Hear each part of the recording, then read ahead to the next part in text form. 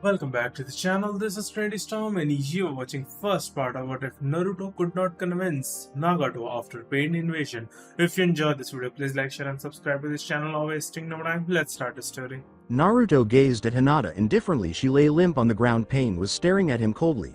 Almost mockingly Naruto growled. He was surrounded by a malevolent aura of blood. With bones formed from pure chakra, he swore. He heard the Kyuubi laugh darkly and tauntingly as he slipped into the darkness, a sixth tail growing. Stop talking. Naruto let out a mental scream instead of stopping. The laughter increased in volume.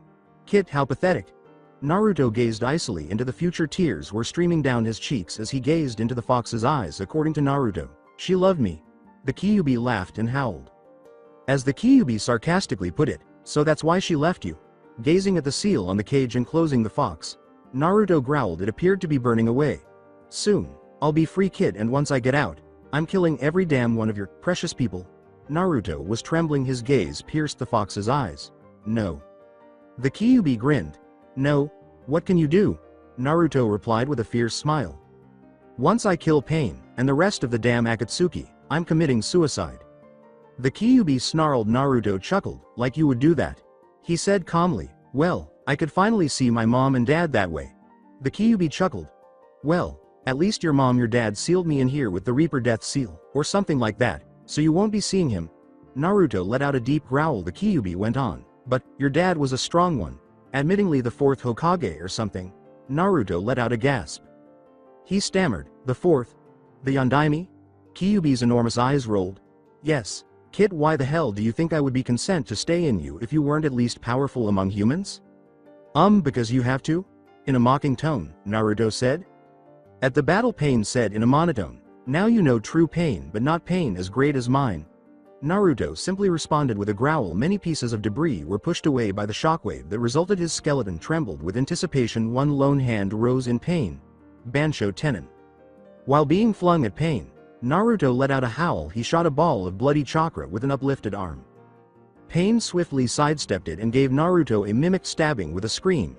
Naruto's skeleton launched a bone blade into Pain. Pain appeared to wince before releasing Naruto with his Rinnegan eyes staring blankly forward. Pain turned to face Naruto. He walked away slowly, but Naruto shot a beam of bloody energy at him. Like the four-tailed one, as he said, we shall meet again, Kyuubi, and when we do, all six of my bodies shall drag you back and seal you. Then, true peace shall reign. Pain said, not even bothering to turn around. Shinra Tensei. He was still burned by the blast. He walked on. Naruto gasped as his tails and skeleton retreated within him. His words echoed in his mind as he collapsed on the ground. I love you. Naruto thought blearily. I love you too, Hinata, as he slipped into unconsciousness. Naruto was gasping for air as he gazed up at the sky with lifeless eyes. Both men and women were running up to him, wishing him well. Then they noticed the wounds and blood. Then they began to cry. With Tsunade and Sakura. As the legendary sucker stumbled to his feet, Sakura exclaimed, Lady Tsunade, you must rest. Tsunade calmly replied, No. Sakura gave a blink. She questioned, Why? The battle is won, isn't it? When Tsunade saw the Hokage monument, she smiled despite mentally groaning. She thought, Sakura almost looks like Kushina, and Naruto looks so much like the Yondaime. Sakura. Yes, Hokage-sama. She practically yelled, check on Naruto. He might be in critical condition. Sakura took a swallow. Yes, Hokage-sama. She ran to Naruto and stared at his stab-marked, blood-stained body. She swiftly applied a healing chakra to her hands and rubbed them over his injuries. She grimaced. The wounds resembled those from the time he used four tails, but they were more severe and deeper. One tear landed on him. She ran her hands over his rigid muscles and flesh, wiping away the moisture in her eyes. As she ran her hand over the black flames on his crimson cloak, she whispered to herself, I can't believe I'm saying this, but he looks really handsome. She lifted Naruto as the blood began to drain from him. She had to get him and Tsunade to the hospital as soon as possible. The hospital. Tossing and turning, Tsunade and Naruto slept on hospital cots. Sakura paced nervously back and forth. You like him? Inner Sakura teasingly said. Sakura snarled. Additionally, she had recently shed. Inner Sakura. Ino entered the room. Yeah, I should be helping my dad with the investigation. Oh my god, she yelled. Sakura gave a nod. Ino shook her head and said, both are seriously hurt, I know. No, I mean, Naruto is hot now, and since when was Tsunade-sama an old lady? Anyone in the room who was observing Tsunade would have twitched at the second statement and noticed an eye open for a split second. With a heavy groan, Naruto attempted to stand up. Naruto. Both kunoichi simultaneously exclaimed while Ino began to use her enormous mouth. Sakura hurriedly tried to prepare some medication. You did it, Naruto. You beat that Akatsuki guy, and, hey, nice cloak, where'd you get it? Naruto interrupted her. Weakly, he said, where's Hinata-chan?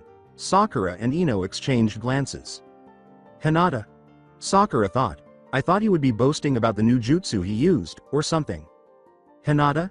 Ino thought foolishly. I thought he liked Sakura? Naruto glanced at the pair. All right, he said, tears starting to blossom in his eyes. Sakura opened her mouth, like she was going to say something, but then she swallowed, and closed it. Naruto tried to move, then cried out in pain. Stay still, damn it. As Naruto's bandages began to turn redder, Sakura remarked, just tell us where she is, and we'll find her. Naruto took a deep breath. He said sadly, near where Pain was, behind a pile of rubble. Naruto-san. What's wrong? Obvious to the depression emanating from Naruto, Ino uttered those words. With his sapphire eyes sparkling, Naruto looked up and said, she might be dead. Ino gasped and gave Naruto a gentle hug. I'm so sorry, Naruto. Naruto thought, I feel like she's breaking my ribs. At least you defeated Pain, though, she uttered those words. But I wasn't able to do it without the fox, Naruto thought as he examined his chakra red hand.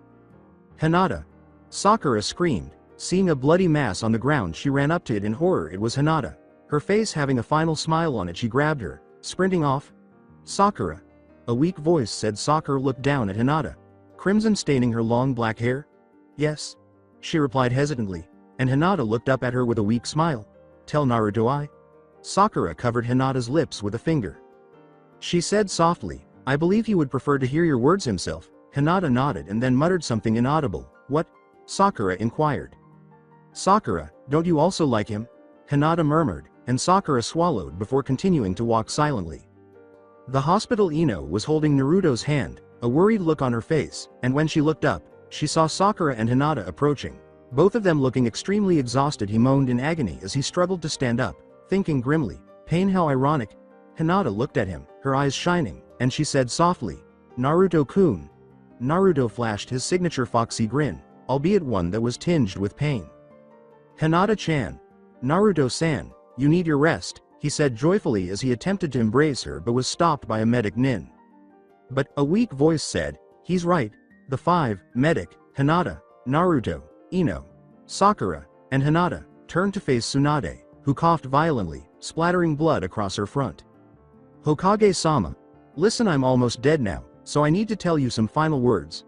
Tsunade shook her head and turned to face the young ninja, noticing that Hinata was blushing a little as Naruto stole glances at her. Well, it's no Kushina and Minato, but they seem happy, she thought. Sakura, you have finally surpassed me, in both healing and beauty, she began. Right, Ino whispered in Hinata's ear, and Tsunade gave her a homicidal look before continuing. And you've really matured from that persistent fangirl you were before, she said, turning to Ino. You and the rest of your former team, really, have all surpassed the Sannin. However, you are somewhat anorexic, I must say. She coughed up more blood, then turned to Hinata and said, good luck. But, you're a good ninja, and not bad at healing. Naruto then appeared. Naruto, I'm still amazed at how much you've changed. Sakura, Ino, and Hinata all sneezed at once, and Naruto blinked.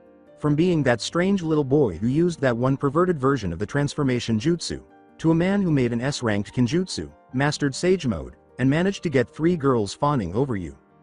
What 3? Anyways, you've even surpassed your father, the Tsunade said, shedding a few tears but going on. Naruto grinned and said, I know, the 4th. Tsunade grinned back. She said, gradually lowering the volume, and so, I'm making you the Rokudame. Check the office for the secret, she said. No. Tsunade. Granny. Stay alive. Tsunade turned to face Naruto, her eyes gleaming in the sunlight as he yelled. She closed her eyes and blearily said, be quiet, Dan, I'm trying to sleep. Sakura was the first to cry, diamond tears streaming down her cheeks, followed by the 2 other kunoichi. Hinata embracing Naruto on the chest, Ino secretly wishing she had done so sooner. Naruto let the tears fall, but he stifled them.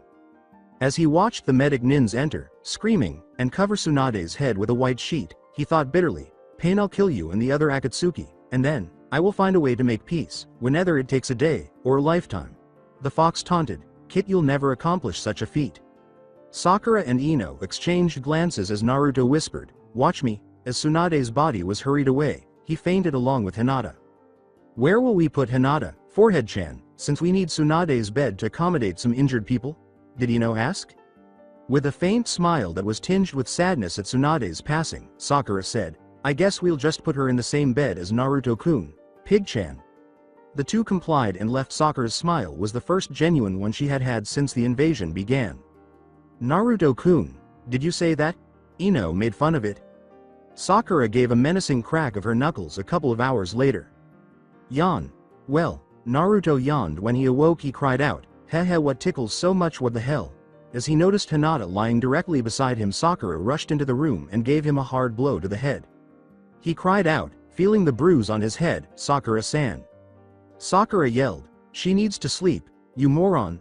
With anger, she lacks your super healing abilities. Hinata turned to Naruto and moaned, sounding as though she was kind of enjoying it. Naruto, she said, causing Sakura to shiver and Naruto's eye to twitch before he turned to face Sakura and looked into her green eyes. What happened to Kakashi-sensei? And Chunin, the other Jenny? Sakura let out a sorrowful sigh as he asked blearily. Naruto nodded as she stated, Kakashi is in critical condition, and we haven't located the others, but I'm sure they're fine. At Konoha's demolished center. Oh no. The destruction of our poor village is complete. Who could have done something so unyouthful? Lee screamed. Neji, who had a big vein protruding from his head, was going to scream at Lee when Tenten seized him and gave him a bear hug. She said, don't.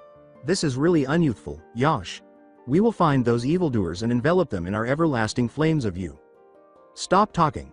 Kiba shouted as he ran up to Team 9, and while Lee and Guy appeared, to put it mildly, sad, Neji and Tenten were silently giving him their sincere gratitude. Well, we must at least defeat the unyouthful people who... Shino muttered, don't bother, he is already defeated. Then who did such a... It was Pain, of Akatsuki, declares Choji as he rushes toward them. Don't they realize that interfering is not young? Guy thought sorrowfully. So, who defeated him? Neji remarked icily, was it Kakashi? Kiba gave a headshake. Sama Hokage? Shino shook his head when Tenten asked. My young friends, was it one of you? The other ninjas, with the exception of Guy, all turned to stare at Lee with the Y word in his mouth as he said it with joy. Neji and Tenten looked stunned, and Kiba nodded, expressing his own astonishment as he said, it was Naruto. When he beat me, I knew he was strong, Neji reflected. Tenten went on, but to do something that even the Hokage couldn't do? Yes. It's true that Naruto has youthful radiance burning within him. Lee scampered, and he was dog-piled by everyone. Alongside Naruto, when Hinata opened her eyes, she saw a red blanket wrapped around her and snatched it up, enjoying its pleasant warmth. Hinata? Oh God, please tell me I didn't talk in my sleep. Hinata pleaded as her eyes widened and she slowly looked up the length of the blanket before realizing it was Naruto's cloak. Naruto then lifted her body and planted a kiss on her, and she managed to overcome her initial shock before joyfully returning the kiss. She thought joyfully, Naruto-kun kissed me, and it wasn't even on accident. She grinned broadly, realizing that Naruto genuinely liked her. She then turned and coughed on the sheets, shivering when she noticed that they were stained with blood from her coughing. Sakura flinched. You were severely wounded by Pain's swords. You'll live a long, contented life, but you'll never be as good as a kunoichi or be able to breathe and rest that easily. Sakura was mistaken, and Hinata snuggled closer to Naruto, knowing that the love of her life loved her in return. 2 weeks later, at the hospital. You mean I can't go just yet? Sakura grimaced as Naruto screamed and threw a chair at the wall. Naruto had already broken other pieces of furniture that day. First of all, Naruto, you wouldn't want to have to leave your girlfriend, would you? She's still recovering. Naruto frowned as Ino asked. I am the next Hokage, though. I have to head to my new workplace. Shikamaru walked into the room and looked around as he barked. Sakura sighed deeply, agreeing with that lazy jerk for once. Troublesome, he muttered as he left. The villagers won't believe it unless we declare you to be the Hokage, Naruto. Naruto winced as she said softly, then they'll probably make that one weird root leader, Danzo, the Hokage. I guess I hadn't thought about that. Perhaps that's because you don't think very much, Baka. Fangirl. Arrow cage, billboard brow. Yay, Sakura doesn't have a chance with him now, Ino thought, and you do? Inner Ino snorted and walked over to Naruto. Sakura huffed and stormed out of the room, toppling a medic nin like a bowling pin. She began softly, "Calm down, Naruto." Naruto gave her a second-minded look. "Slow down. Relax. You want me to relax after I just achieved my life's ambition?" he said in his usual loud voice, and Ino punched him in the face. Although she lacked Sakura's super strength, it still hurt a lot, and a big red lump appeared on Naruto's head. "What was the purpose of that?" he shouted. "Naruto-kun, Ino-san." The two shinobi turned to see Hinata, in a wheelchair, approaching them feebly. "Hinata-chan." Naruto yelled, grabbing her in a bone-crushing hug. Hinata looked like she was choking, but was secretly somewhat liking it. Naruto let go, letting her collapse on her seat. "How are you, Hinata-chan?" Hinata grinned as Naruto asked, appearing to be in his happiest state of the day. "Oh, and Naruto," she started, coughing in the middle of her sentence, "shouldn't you announce the fact that you are the new Hokage?" She joked. "Well, I was good until you broke my ribs with that hug." Naruto smiled. Naruto gave a shrug. "After the way the funeral was, I doubt it." Jutsu, no flashback. Tragically, Naruto stood by the gravestone and sobbed. "Hold on, you were still recuperating and weren't present at the funeral, Baka." Naruto blinked as Ino yelled. The two kunoichi started to perspire as he said, "Oh yeah." Alongside Sakura. When Sakura was idly skipping stones in a small pond, she threw one into the water and stared at it while the water rippled. Almost like echoes, she looked up at a cloud in the sky and sighed, thinking, "Naruto. It's amazing, really, how he affects me now." Jutsu, no flashback. Note: this won't be exact, or even close. Sasuke. Sasuke looked up, bored, and twiddled her thumbs before responding. "Well, I just wanted to thank you for saving me from Gaara." As he grunted, Sakura shouted. "You weren't saved by me," he said in a monotone, "it was Naruto." Jutsu, no flashback. Let go. Naruto was always better than Sasuke, huh? Sakura said with a soft smile. "Why are you talking about dickless, ugly?" Sakura squinted her eyes. She said threateningly, "Sai, you had better get out here." Sakura quickly punched Sai after he carelessly flew down on an ink bird. "You know, that isn't a good way to make friends," Sai stated. Sakura gave a furious crack of her knuckles. Sai put an arm around her shoulder and shrugged. He said, "What's wrong?" Sakura turned furiously away. Sai said nothing, then pulled out a book. He read slowly. "Come on, tell me what is wrong." Sakura turned back to him after rolling her eyes. "Well, it's about Naruto. I feel almost like I like him," she replied. Sai gave a shrug. He said, "Okay, doesn't he like you?" Sakura gave a headshake. She whispered, "No, now he's with Hinata." Sai grinned. "Well, okay then. Better luck next time, ugly," he exclaimed, grinning broadly. Sakura threw him into the water after grabbing him by the arm. She yelled, "Well, that didn't help at all, bastard," at him. The hospital. Naruto was talking to Ino while Hinata was sleeping next to him. "Well, we are going to need as many witnesses we can get to say Tsunade made you the Rokudame." Naruto gave a wink. Naruto nodded once more. "So that includes me, Hinata, Sakura, you, and that medic nin. And so, we will need all of them to confirm you are the new Hokage. And since Sakura is angry at you, Hinata is still injured, and we don't know where the medic nin is. We have to wait a bit." Naruto sighed and nodded. Hinata stirred. She said softly, "It's okay. I can move, at least on a wheelchair, so I can go." Naruto gave her a gentle kiss on the forehead while grinning at her. He turned as Hinata began to flush and said, "Thanks, Hinata-chan." Ino gave a nod. Leaving only Sakura and the medic nin. "Honestly, I don't know which is going to be harder," she replied. Naruto gave a shrug. "Sakura, I bet, but let's start looking for that medic nin," he replied. Both Ino and Hinata gave a nod. The healer responded, "There is no need for that, I'm right here." Naruto lowered his shoulders. He complained, "Well, that was unexpected." Hinata shifted uneasily in her chair, turning. Naruto faced her. "Something wrong?" Hinata asked with a feeble smile. "Not really, it's just about Sakura." "Why do you think she is so angry?" Ino chuckled. "I'm sure it's just that time of month," she replied. Naruto blinked. He inquired, "What time of month?" Whispering something into Naruto's ear, Ino rolled her eyes after turning red. Naruto turned to face the ground. As Hinata giggled, he muttered, "Oh." Then, with a smile, he sealed his hands together. He exclaimed, "Shadow clone jutsu." As 20 of his clones appeared after glancing at them, he nodded. They all dispersed. 10 minutes later, with Sakura, a clone approached Sakura as she dipped her feet into the cool water. Sakura-chan. He exclaimed joyfully. Sakura smiled as she turned to face him. So he came to apologize at last, she thought. Sakura's eye twitched as Naruto smiled and said, "Come on. We have to see the boss so we can announce Tsunade wanted him to be Hokage." With a warning tone on her lips, she asked, "That's all you came to see me for?" A few seconds went by, and Naruto's smile dimmed. Then he smiled once more. He exclaimed, "Yeah, that's right." Exultantly Sakura let out a sigh. Well, she thought, it's Naruto. She gestured back toward where the clone had come from. Lead the way. Nobody gives a damn about Naruto, Hinata, or the dumb blonde. Ino snarled. I get the odd feeling someone was just talking about me, she stated. Naruto grinned as he noticed Sakura behind his clone in the distance. Sakura, he exclaimed joyfully. Sakura gave a pitiful smile. Okay. I don't like him, she thought, as if she were still trying to persuade herself of that. Naruto gave a nod. With his blue eyes sparkling and his cloak flapping in the light wind, he said calmly, I'll gather the villagers with my clones, and then we shall tell them about my becoming Rokudame. Inner Sakura exclaimed, Ah, who am I kidding? I like him, Shanaru. Later, as they waited for the meeting to begin, the villagers were agitated. Naruto then emerged onto the podium, and they fell silent as they watched him with awe and fear at his victory over pain. He coughed lightly before beginning. Can I get your attention, Konohagakure residents? He started by saying, I understand that our beloved Tsunade-sama is no longer with us, but, well, she essentially left me in charge as the new Hokage. He said, thank you, and jumped off the stage. Well done, Baka. Naruto turned to her, perplexed, as Ino hissed. What? He said, and Ino gave her a forehead slap. The villagers are now perplexed because we were unable to demonstrate that you were telling the truth, she said in a furious tone, and Naruto scowled.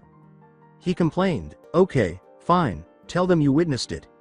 The villagers were still chatting among themselves when Sakura's eye twitched and she struck the ground, shattering it. Ino, Sakura, and Hinata all approached the stage, clearing their throats. People, she shouted angrily, and the villagers quickly stopped talking. Sakura grinned. He is the new Hokage, and what he said was accurate. He was chosen by Tsunade to be it. Furthermore, he is the fourth son, so why shouldn't he be? She uttered those words. After a collective gasp, the villagers turned to stare at Naruto as if he were a god. So that would explain the blonde hair and Rasengan. And the cloak. He didn't defeat Pain, he only managed to drive him away, temporarily, Naruto said with a smile before scowling as Danzo moved forward. Why should he be the Hokage? Anyway? The Kyuubi? Sakura was about to confront him, but Naruto swiftly moved in front of her. I would make a far better choice. So, a man who is blind and deformed wants to fight me, a criminal with an S-ranking record? Danzo's eyes narrowed as he walked away, bowing, and Naruto grinned, causing the crowd to cheer joyfully. Naruto grinned, then burst out laughing as he began to be carried away by the crowd, and finally his smile vanished. As for my first decree, he replied, I need the Forbidden Scroll.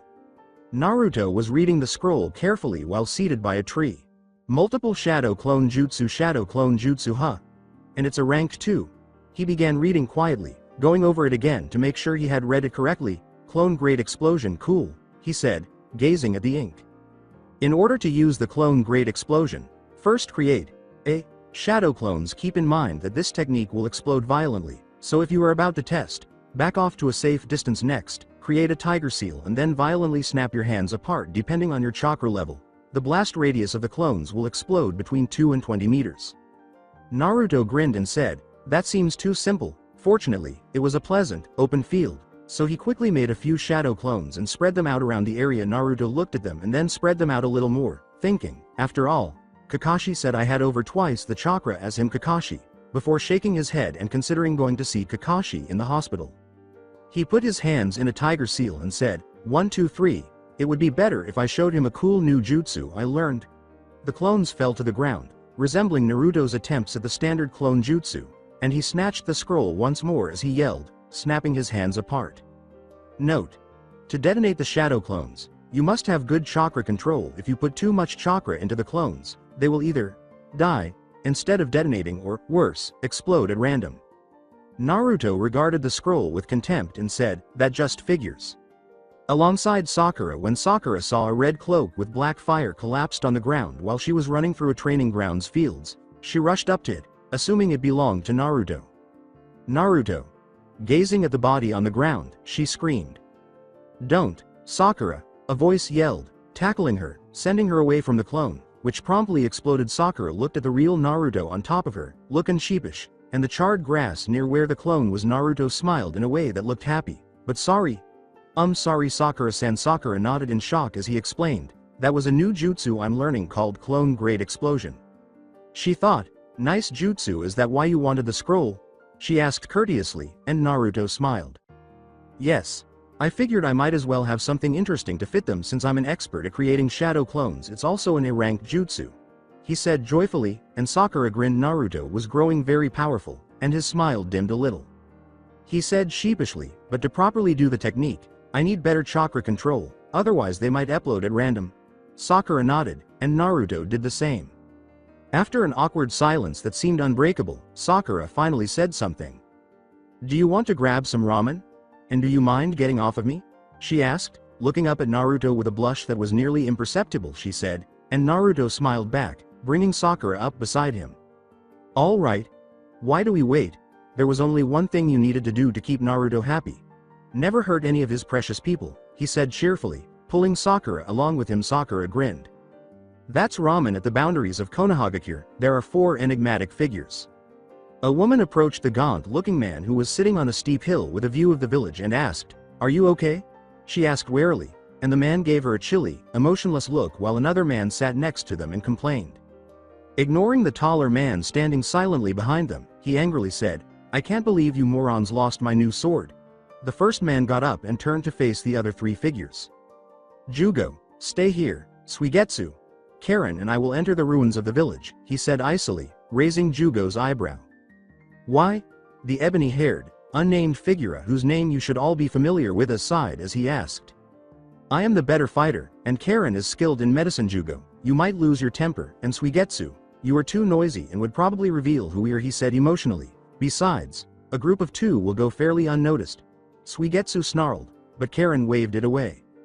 All right, Sasuke-kun, let's go, she exclaimed joyfully, and Sasuke turned away from her icily. He said in a monotone, never call me that again. He then used the seals for a transformation jutsu and, disguised as a leaf nin, walked to the village. Karen gave him a sorrowful look before following him and using the same jutsu. Ichiraku's ramen. After slurping up the last of the noodles in his first bowl, Naruto tried to slow down as much as he could, but Sakura was only halfway done. Naruto looked out and then double-talked when he noticed a ninja making his way toward the Hokage's office. He gave Sakura a gentle tap on the shoulder, and she looked up, grinning. Is there a problem? I really should have been a better friend to him so he would have been my boyfriend, she said, looking at his toned body and nervous face. He nodded. Please move quickly. I don't mean to rush you. Sakura blinked in surprise as he said, I need to get to my office quickly. Naruto sounded extremely tense and serious, and she nodded before getting up and leaving some cash on the table before they hurriedly began to walk. Soon in spoken, Sasuke and Karen entered the Hokage building and looked around. Same old, he said, pointing to a discarded package of instant ramen on the floor. That brings back memories, he said, with a hint of emotion in his voice, as Karen glanced down at the ramen bowl. The ramen is all over the floor, which is disgusting. Sasuke's eyebrow went up as she said that. The door slammed open violently, and Sakura and Naruto entered. What clumsy moron would do that and not clean it up? He thought. Sasuke turned to face Naruto as he said gravely, You're both either going to be put under arrest, or get your asses kicked. Naruto, what? It's just me, Asuma, he said. Naruto growled as he said, taking out a cigarette. Asuma is missing, nin and dead, he growled. Undo your transformation jutsus. Sasuke, posing as Asuma, glanced at Karen before turning back to Naruto. Anyway, what gives you the right to threaten to arrest me? He said icily, and Naruto grinned. As Hokage, I have every right, he answered calmly, and Sasuke blinked. Dope. You became the Hokage? Naruto's eyes widened and then narrowed as he screamed. With a mix of joy and sorrow, he said, and you came back, Sasuke Teme. Sasuke shrugged. There's no use in carrying on with this jutsu, Karen. Leave it, he said icily. Sakura's eyebrows shot up, and Karen nodded before turning back to herself. Who the devil is that slut? Sasuke-san. Karen's eye twitched as she spoke. Can I kill that girl with the enormous forehead, Sasuke-kun? Sasuke shook his head as Karen spoke through gritted teeth. Karen sneered at Sakura, whose eyes narrowed, and tapped Naruto's shoulder, Not until I am done, he said icily. Am I allowed to murder that sultry weirdo? Naruto placed a hand on her shoulder as she asked, her heart leaking with hate. No, Sasuke, and I need to talk, he said icily after giving Naruto a chilly look. Sasuke displayed his Sharingan, which rotated languidly with 3 tomo in each eye. Naruto returned the glance with a lackluster expression of interest. So you think I'm deserving of your Sharingan? He remarked mockingly. I'm honored. Sasuke grinned. You're not aware of my current strength, he said icily. I have Kirin, Amaterasu, and a new technique I just invented in secret. Naruto grinned. Additionally, I possess up to 6 tails of the 9-tailed fox, the Rasen Shuriken, Sage Mode, Frog Katas, and Rasenrengan, 2 Rasengans with Sage Chakra, he said. Oh, and a new technique I just learned. Sasuke's smile dimmed and then brightened once more. And I have Mangekyo Sharingan. I have the strength of all of the villagers. The pair boasted for a few more seconds. Sakura and Karen thought in unison, boys, and then Sasuke and Naruto fell silent, staring at one another with red and blue eyes. Sakura and Karen exchanged chilly glances as Sasuke leapt out of the window, flinging some kunai with explosive tags on them, and Naruto caught them in midair, flung them back out the window, and then leapt out to join him. Karen snarled, "You'll never get my Sasuke-kun, Pinky." Sakura snarled back, "Why would I want that gay Avenger, you slut?" They then jumped at one another with fury. With Sasuke and Naruto with the intention of causing some cellular damage, Sasuke threw some Chidori Senbon at Naruto. When it hit him, Naruto exploded in a cloud of smoke, and Sasuke dutifully remarked, "A clone, of course." Naruto then leapt up behind Sasuke and kicked him into the air. He said icily, "Yep." Sasuke turned abruptly. He said coldly, "So you have finally become a worthy opponent." Naruto looked up at him this time without grinning. "That and more. You know I won't hold back now. I was counting on that."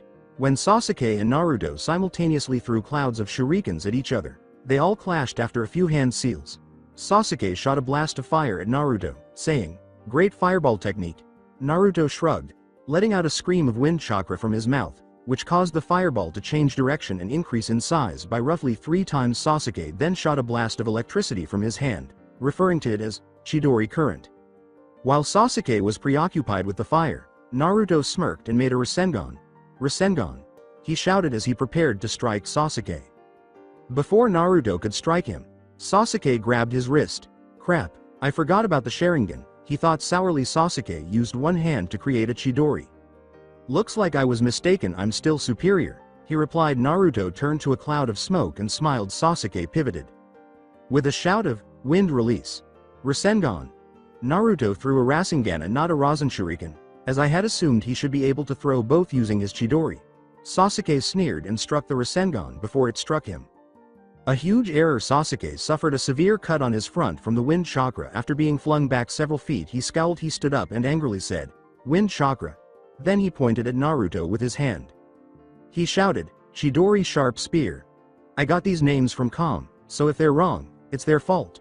As lightning struck Naruto through lances after pushing him aside with a shadow clone, Naruto launched more shuriken and kunai at Sasuke, who deflected them with Chidori current. Then Sasuke took an unexpected action. He rushed up to Naruto, grinned, and met his eyes directly. "Amaterasu!" Naruto cried out in agony as he leapt off as black flames flew at him. Then, with a violent burst, he exploded, throwing Sasuke into the air from a tree. Naruto leapt to the ground. He said, "Clone great explosion." Sasuke snarled and gestured at Naruto, saying, "Nice technique, wouldn't you agree?" He stated icily, "Demonic illusion. Shackling stakes." As he was flung against a wall and wooden stakes were hurled into his arms and legs, Naruto gasped. Sasuke approached him methodically and slowly. Naruto saw his Mangekyo Sharingan. When he looked up after that, Sasuke drew his katana and laced the Chidori onto it. Sakura and Karen. Sakura loomed over Karen, who was gasping for air. "You have no ninjutsu or genjutsu techniques. You have pitiful taijutsu. Your medical techniques are useful only to others, and you are too distracted by Sasuke to be useful," Sakura said with a stern tone. Karen gave her a look. She grinned and remarked, "But I have one thing better than you." Sakura gave a phony smile of interest. She asked, "And what could that be?" Karen grinned. She declared, "I'm actually pretty," with narrowed eyes. Sakura punched Karen through the Hokage building's floor. Sakura chuckled. Gazing at Karen's unconscious body, she remarked, "That was beyond easy." The cool fight is back as the blade pierced his skin. Naruto let out a scream as blood began to flow from yet another stab wound.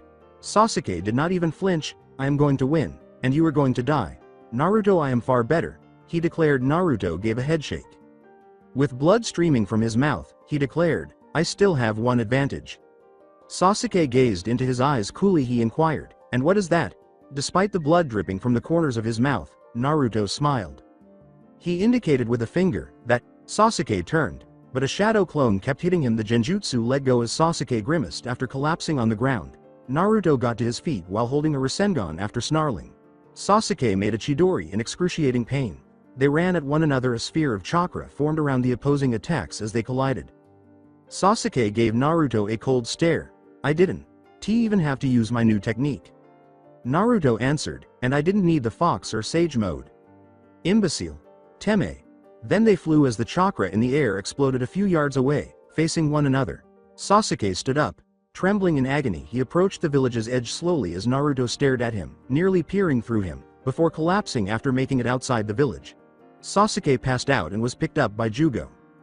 Tears sparkled in Naruto's eyes. He thought, Sakura, I failed again, and then he passed out. Naruto looked grimly up at the hospital ceiling once more, thinking bitterly, I failed. He rolled onto his side and stared out the window, saying, I got beat by some gay Avenger who was trained by a pedophile. Ino entered the room, wearing a slightly tight nurse's outfit, her hair shiny from constant brushing, and a lot of people were staring at her in desperation. Even though Naruto wasn't, Ino approached him and purred, Hello, Naruto-kun.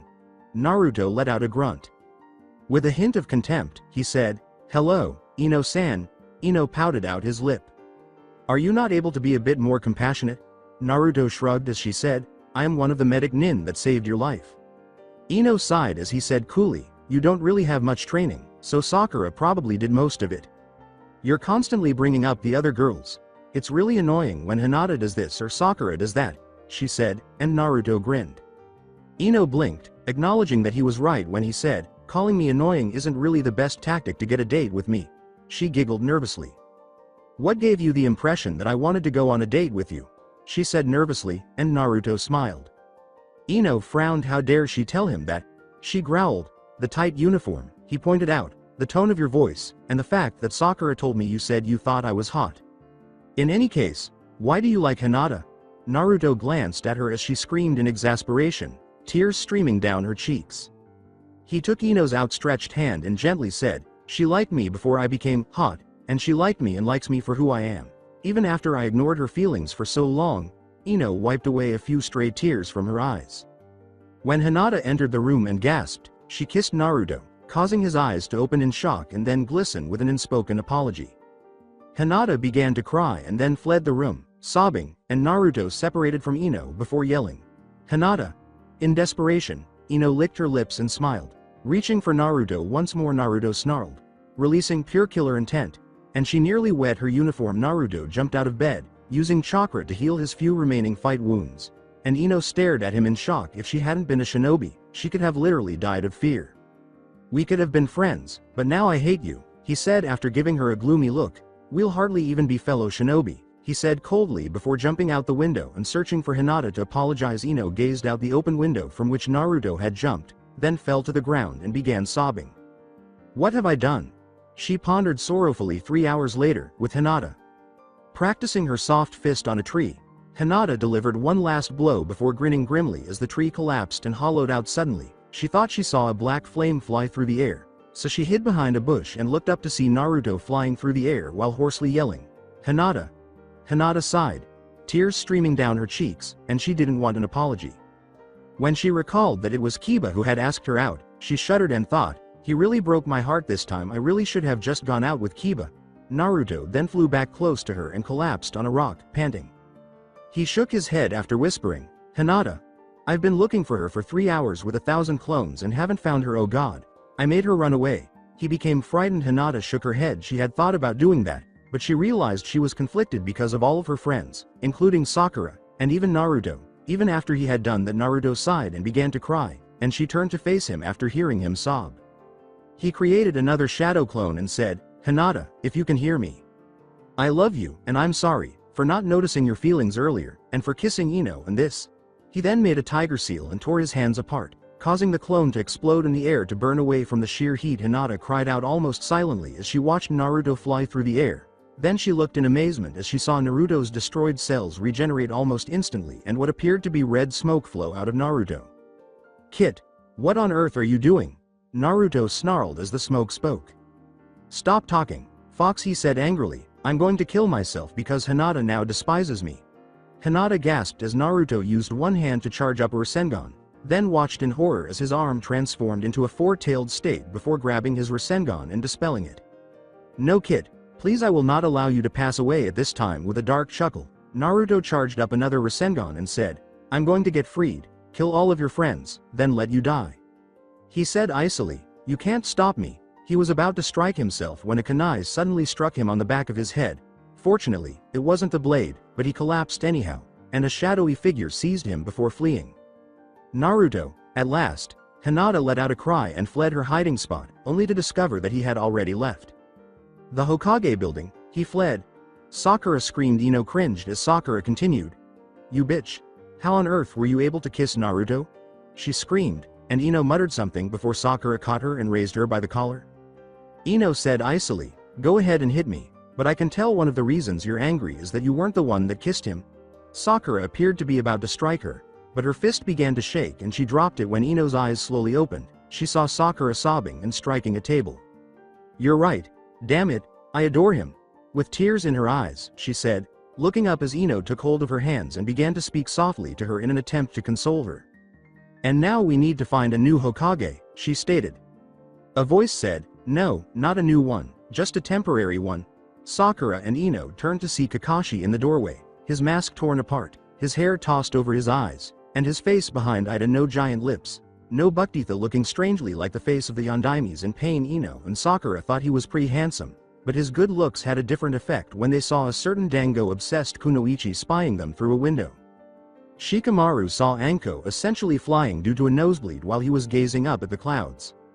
After taking a seat in the Hokage's chair, Kakashi questioned, "So, what first?" "Retrieving Naruto on an S-rank mission." Sakura shook her head when he asked. Kakashi's showing eye widened beyond measure as she began, "I wish, but no, Naruto didn't really do much work when he was Hokage," before grabbing a huge box, placing it on the Hokage's desk, and opening it. It was more than 1,000 pounds of paperwork. "Oh hell no," he said. Kakashi sighed, made a few dozen clones, and got to work. Alongside Naruto, Naruto woke up in a hard stone cell with a groan and sore muscles. He rubbed his muscles and looked around before spotting a dark silhouette with purple eyes and spiked hair on the other side of the bars. Naruto gasped and ran backwards as pain laughed icily. He shook his head and said, "Finally the Kyuubi." Naruto snarled and made a shadow clone. "Don't bother, I've put a seal on these walls that makes them indestructible." Naruto snarled once more. After saying, "Besides, we still need to seal away the 8 tails. Otherwise our seals shall be destroyed," he turned and said, "Naruto namikaze." Naruto's mouth fell open. How did he know? He asked himself as a second figure emerged from the shadows and Naruto raised his fists in a snarling stance. The figure then slipped a plate of food through a small opening in the door, which Naruto devoured with a raging appetite before asking, "Do you have any more?" After numerous pieces of paper flew into the room, Konan formed out of them and opened her mouth to speak. "No," she said bluntly, and Konan raised his head as Naruto's widened eyes nearly closed in disappointment. With a hint of genuine kindness, she said, "Cheer up little guy, once you die and go to heaven, there will be plenty of food for you." Naruto gave a fierce smile and made a tiger seal, and Konan's eyes widened. Konan caught herself as he said, "And once I blow you to hell, I'm getting out of here." "You can't harm me, but that's a nice threat," she said. "I'll just change to paper and fly out," and Naruto laughed as his clone grabbed her. "It's called Clone Grade Explosion because I can't control my nearly full chakra. It will create a 20-meter blast radius inside a 3x4-meter room. Tell Pain to come and release me now, or I'll blow your paper body to pieces. I promise." Konan took a deep breath. Then she called, "Pain, darling?" Naruto snickered and arched an eyebrow. "Darling?" he uttered, gasping for air. Konan gave him a fierce look before yelling. She went on, "Could you come over here really quickly?" Seeing the clone about to explode, Pain soon entered the room and complained, "I told you to stop calling me darling." "Oh," he gave a shrug. He said icily, "Well, aren't you going to detonate?" Her jaw fell, and Konan's eyes grew wide. Naruto gave him a disbelieving glance. "What the hell?" You'd let your girlfriend die, he screamed. Conan muttered, I wish you were my boyfriend, Pain chuckled. She is nothing more than an old friend, and a fellow Akatsuki member. Go ahead and kill my angel, it will only add to the pain I feel, and I will be even less merciless, he replied. Naruto frowned. How can you know pain? I had a ton of pain also. I never met my parents, my close role models died, I was beaten and abused before. What makes your pain so much deeper? He yelled. The eye of pain twitched. You had a best friend. Sasuke Uchiha, my friend, Yahiko, died. I was also an orphan, and my homeland was destroyed. That is why my pain is greater than yours. He continued. The sight of the Kyuubi made Naruto's eyes flush. The layered voices of Kyuubi and Naruto yelled angrily, and you were taken in by my godfather, Jiraiya. He cared for you, and you killed him. The Kyuubi's and Rinnegan's eyes locked, but pain snapped them apart. He left slowly. As he walked down the hall, he said, you know, if you kill her, then you will have no food coming to you, and you will have no hostage to convince me with. With a sigh, Naruto expelled the clone. Conan slid out of the slot after picking herself up and dusting her robe. Frustrated, Naruto sat down and slammed into the wall beside him. Then he got an idea. After he made some clones, they began excavating. Naruto simply Rasengan'd it because it was taking too long and then crawled down the tunnel that resulted. Alongside Kakashi. Alright, this is an SS ranked mission. I'll need Guy, Kurenai, Anko, and all of the Chunin. No. Scratch that. No Kurenai. Kakashi responded. Sakura let out a sigh. Sorry, Kakashi-sensei, but Hinata isn't back yet. Team 9 is gone on an A ranked, and Shoji is hospitalized. She replied. Kakashi let out a groan. Then me, Guy, Anko, you, Ino, Kiba, Shino, and Shikamaru shall go on that mission, he said with seriousness. Sakura flinched. I'm not sure we will really be of much use. At best, me and the other Chunin are B ranked. Guy and Anko are ranked, and you're S ranked, but Pain, and the Tobi guy, and Zetsu, and the fish guy, they're all SS or S ranked. We could die, she declared. Kakashi gave nod. With regret, he reached into his pocket and said, and that is why it is SS ranked. His gaze expanded. He yelled, what the hell?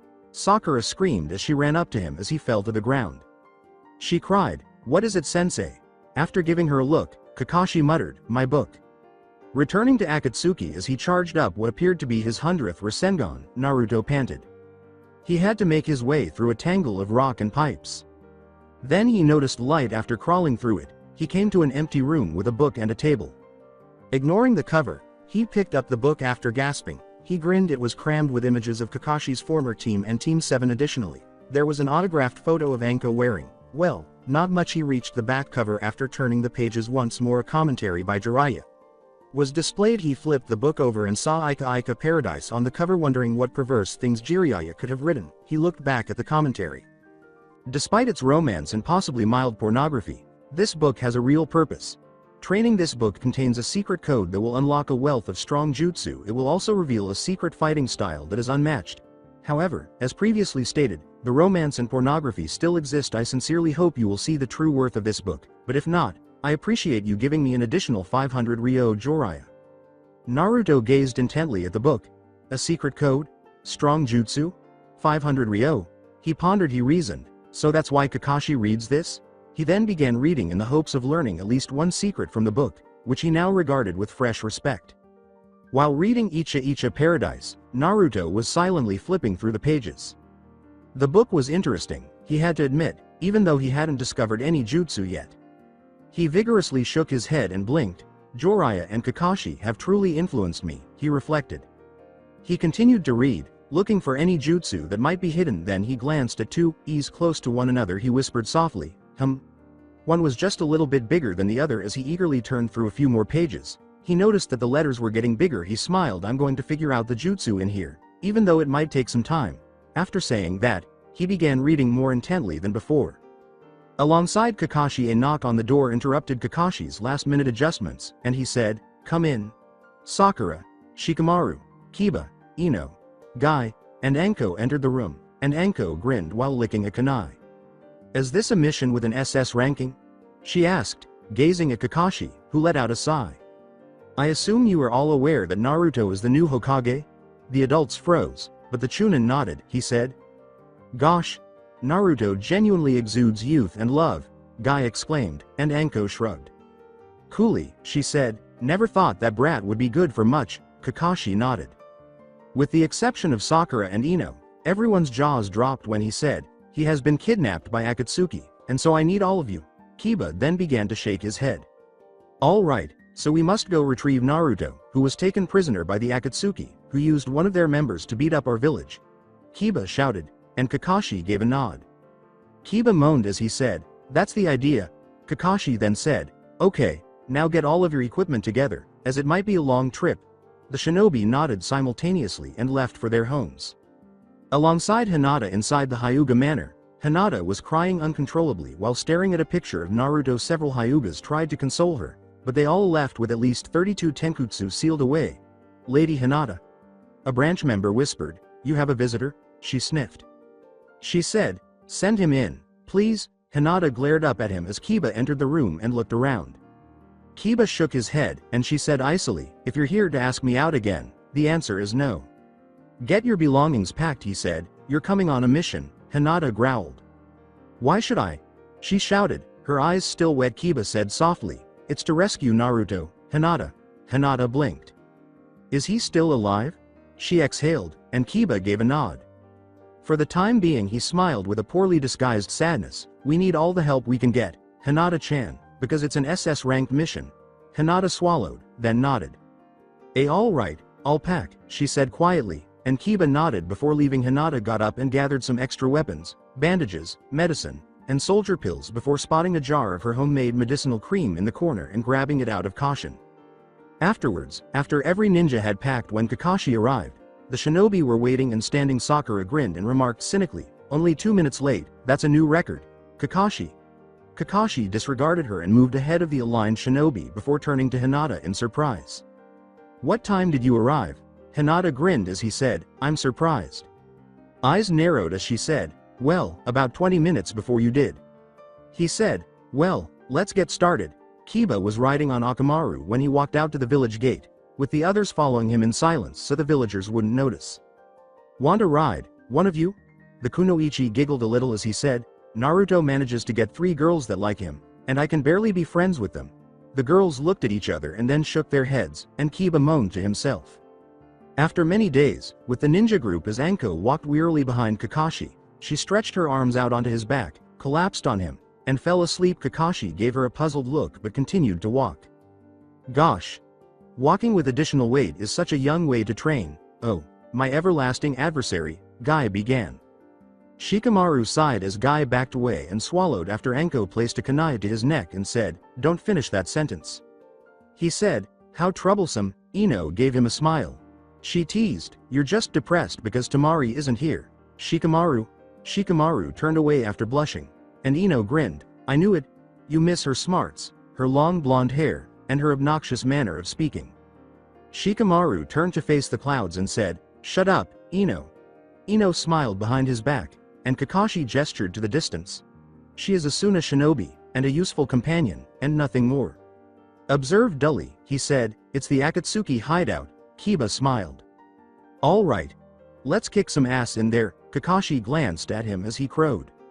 "You were the one who was terrified to embark on this mission, weren't you?" Kiba's pride seemed to wane a little as he spoke. Alongside Naruto, despite his hunger and annoyance, Naruto managed to smile and think, "Those new jutsu were awesome. Too bad I can't test them." Then he heard a tiny click and a voice shout, "Hey, Naruto." Naruto swallowed when a voice called out. He thought, "That sounds like Kiba." Then he yelled as a mask materialized in front of him. The man covered his mouth with his hand. He said with a smile, "Toby didn't rat you out because he was a good boy." Naruto broke out in a sweat. Who was that oddball?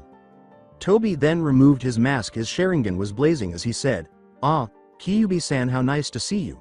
They went into Naruto's mindscape after he swallowed. The mindscape of Naruto the fox's seal appeared to be partially peeled off as it gazed icily at Naruto. "The Kyuubi growled." The fox exclaimed, "Why the hell are you here, imbecile?" Madara then moved forward and met the kitsune's eyes. The Kyuubi screamed after swallowing. "You?" grinned Madara coolly. He looked into the Kyuubi's eyes and said, "Yes, me?" Naruto looked over Madara's shoulder. He asked, "Who are you?" Madara grinned. His voice was dark as he stated, "The only one the Kyuubi feared, Madara Uchiha, master of the eternal Mangekyo Sharingan." Naruto chuckled and said, Wow, Fox, you're scared off a human. And the Kyuubi growled, that man is immortal, you moron. Naruto took a swallow. What? Asked Naruto. He looked over at Madara. And I have to face you crap, said he. Madara gave a shrug. Well, I'm looking for a painless way to remove it, so you might not have to die. I don't want to waste such an interesting life. Madara replied quietly. He grinned. Now, shouldn't we go back to the real world? Actual world. Panting, Naruto jolted to consciousness. Madara was gone, but Tobi was not. With a groan, he peered through a gap in the wall. He let out a gasp. Ino and Sakura were facing Konan, Kakashi was facing Zetsu, and Guy, Kiba, and Shikamaru were facing Kisame. With Hinata, Anko was barely able to keep Pain at bay, and Pain didn't even appear to be trying.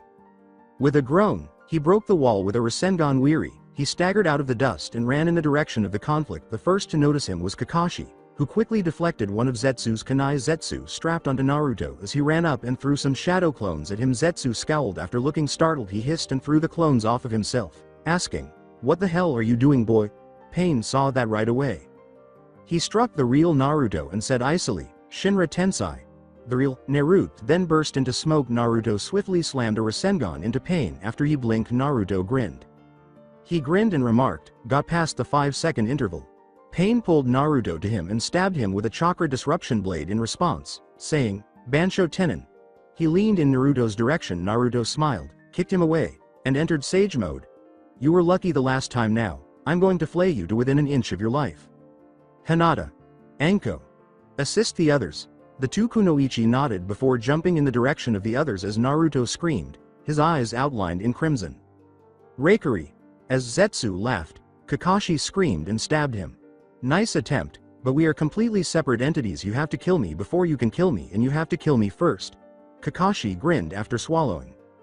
As Zetsu leapt out of range of his Reikari, he said, "Reikari Mori, lightning blade lance. I believe I got that from some crappy Japanese to English dictionary." Electric blades shot at Zetsu quickly, and he grimaced as he landed on a wall. He then went into the wall and waited for Kakashi to lose his position, but Kakashi didn't, so he ran at Zetsu and stabbed him with 2 Reikiris. Zetsu said as he collapsed to the ground, lifeless. "Damn. To fight is so unyouthful. You gay spandex wearer, stop talking." There was a fierce clash between the two shinobi. Water shark missile. Kisame snarled and threw a water blast at Guy, who dismissed it. "Oh, I suppose your jutsu was destroyed by my youth," Guy declared. Kisame muttered, "Or your gayness." Guy then opened a second gate, making it 2 open. Kisame smiled and said, "Now, you're going to put up a proper fight." Sakura snarled, and Konan grinned, saying, "Violence is unnecessary," she whispered. "God will make peace soon," Ino growled. "More like, fear will be created by pain," she yelled. "What's the difference?" Sakura grinned as Konan said softly, and she burst into paper once more. "What about paper on paper?" When she threw some kunai with exploding tags into the air, Konan immediately took off, and Ino used a kunai to pin down a piece of her. Her words were, "One down, and a million more to go." With no sympathy in his violet eyes, Pain was holding Naruto down. Naruto grinned and then violently nodded his head forward, causing Pain's eyes to widen. He was then struck by a frog Kata blast, and Naruto was flung back with another Shinra Tensei. "Jinchuriki, you're weak. You don't know what Pain is. Your friends are still alive. As is the reason behind your 6-tailed transformation," Pain remarked icily. "You cannot understand Pain." In Naruto's thoughts, tragically, Naruto thought, "He's right." Then he felt a hand reach toward him from behind the cage. The fox said, "Join me, activate all of my tails, and destroy the Akatsuki." Naruto snarled, nodded, and held out a hand. Then it was blocked. Naruto turned to see who had done it, and Minato gazed at Naruto before gazing in wonder at Minato's spirit. He remarked, "You sure have grown, son." Naruto gazed at him in wonder before rambling on. "You are still alive." Minato shook his head, and Naruto yelled. The fox laughed as he explained, "No, in my seal, I made it so if you ever went 8 tails or higher, my spirit would appear." Minato namikaze. Minato nodded as he remarked, "Maybe the only mortal I ever had even a tiny bit of respect for." He said coolly, "It's good to see you too, Kyuubi-sama." Naruto glanced at him as his hand glowed. "Dad, what are you doing?" Minato grinned as Naruto asked. "Improving the seal." Naruto gaped as he said coolly, "Hopefully, it will last another 12 years, at least." "But, Dad..." You're someone I've never seen. At least we can talk, please. He begged. Minato sighed, nodded, and sat down, deactivating the seal that had formed on his hand. All right. What would you like to discuss? He said, and Naruto smiled. Let's start with my Rasen Shuriken. I succeeded, Dad. I finished your jutsu. Minato grinned and ruffled Naruto's hair as he blurted. You certainly did. I see that you picked up my sense of style. Naruto grinned, then his smile got bigger. And my mother, Ero Sennin, too. Grandma Tsunade, too. How are they? He inquired, and Minato let out a remorseful sigh. His tone was dejected, but Naruto smiled and added, but, the third, second, and first are doing well. I really wish I could say they are fine, and stuff, but Naruto, they're in heaven, and I'm stuck in the Shinigami's stomach. Did you leave me any cool jutsu or anything, Dad? He asked joyfully, and Minato moaned. You're still upset even though Jiraiya never taught me the multiple shadow clone jutsu, Rasengan, and Sage Mode. Then he charged up the seal again, ran to the cage, and slammed his fist into it. The cage then glowed golden and blue, and Minato began to fade away. Check my no, sorry, your office, when you beat Pain?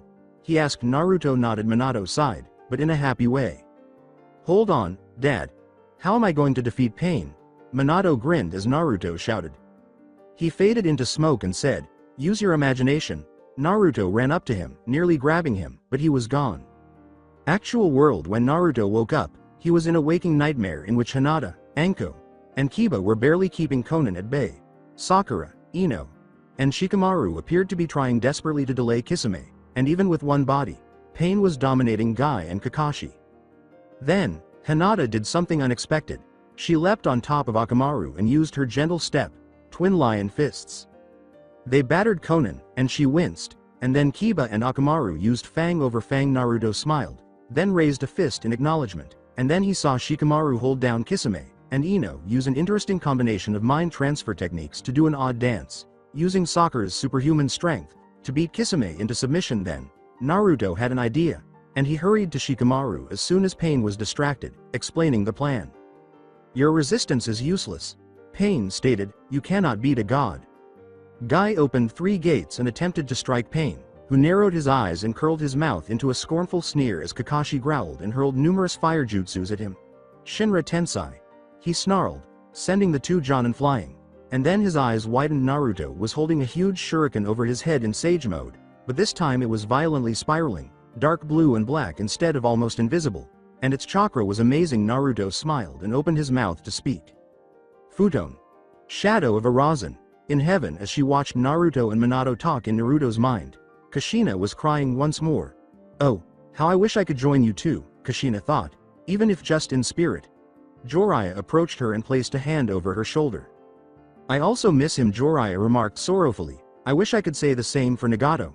But, look at Naruto, he added, smiling. He was my best student, and his son was almost tied with him. He made an S-ranked jutsu, outperformed your husband, and won the approval of 3 girls. He smiled, and Kushina grinned while still crying. Which one of those do you feel most proud of? She inquired, and Jiraiya shrugged. I don't know, but the third one has me incredibly envious, he said, and after giving him a nervous glance, Kushina began to back away. Tsunade approached him, Shizune, and Dan followed, and she gave Jiraiya a hard blow. Ah, woman, this is supposed to be heaven, he called out, and as Obito and Rin approached, Obito smiled mischievously. All right, this is heaven. Additionally, there are some future Icha books here, he said with joy, and Yirjia's eyes grew wide. How? He exhaled, and Obito smiled. Konohamaru, that child in the future, his books will sell twice as many copies as yours because he is an exceptionally talented writer.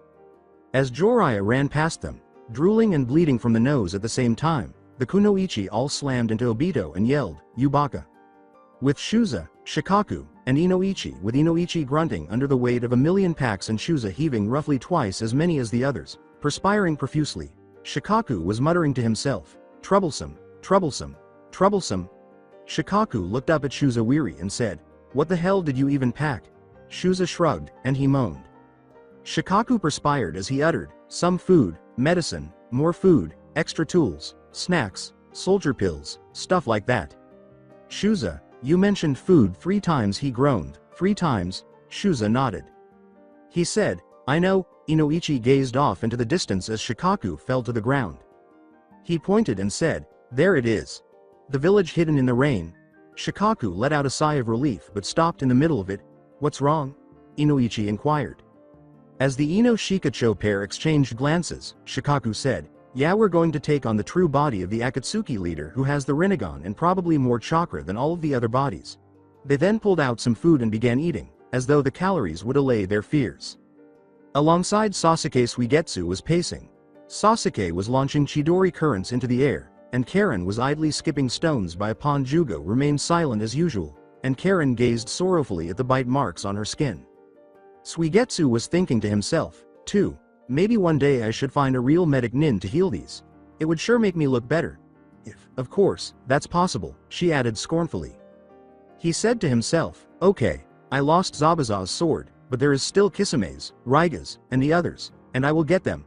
Sasuke was staring directly overhead. He thought angrily, I must get stronger because Naruto has become Hokage and an S-rank ninja who can tie with me. Jugo wasn't really thinking about it much.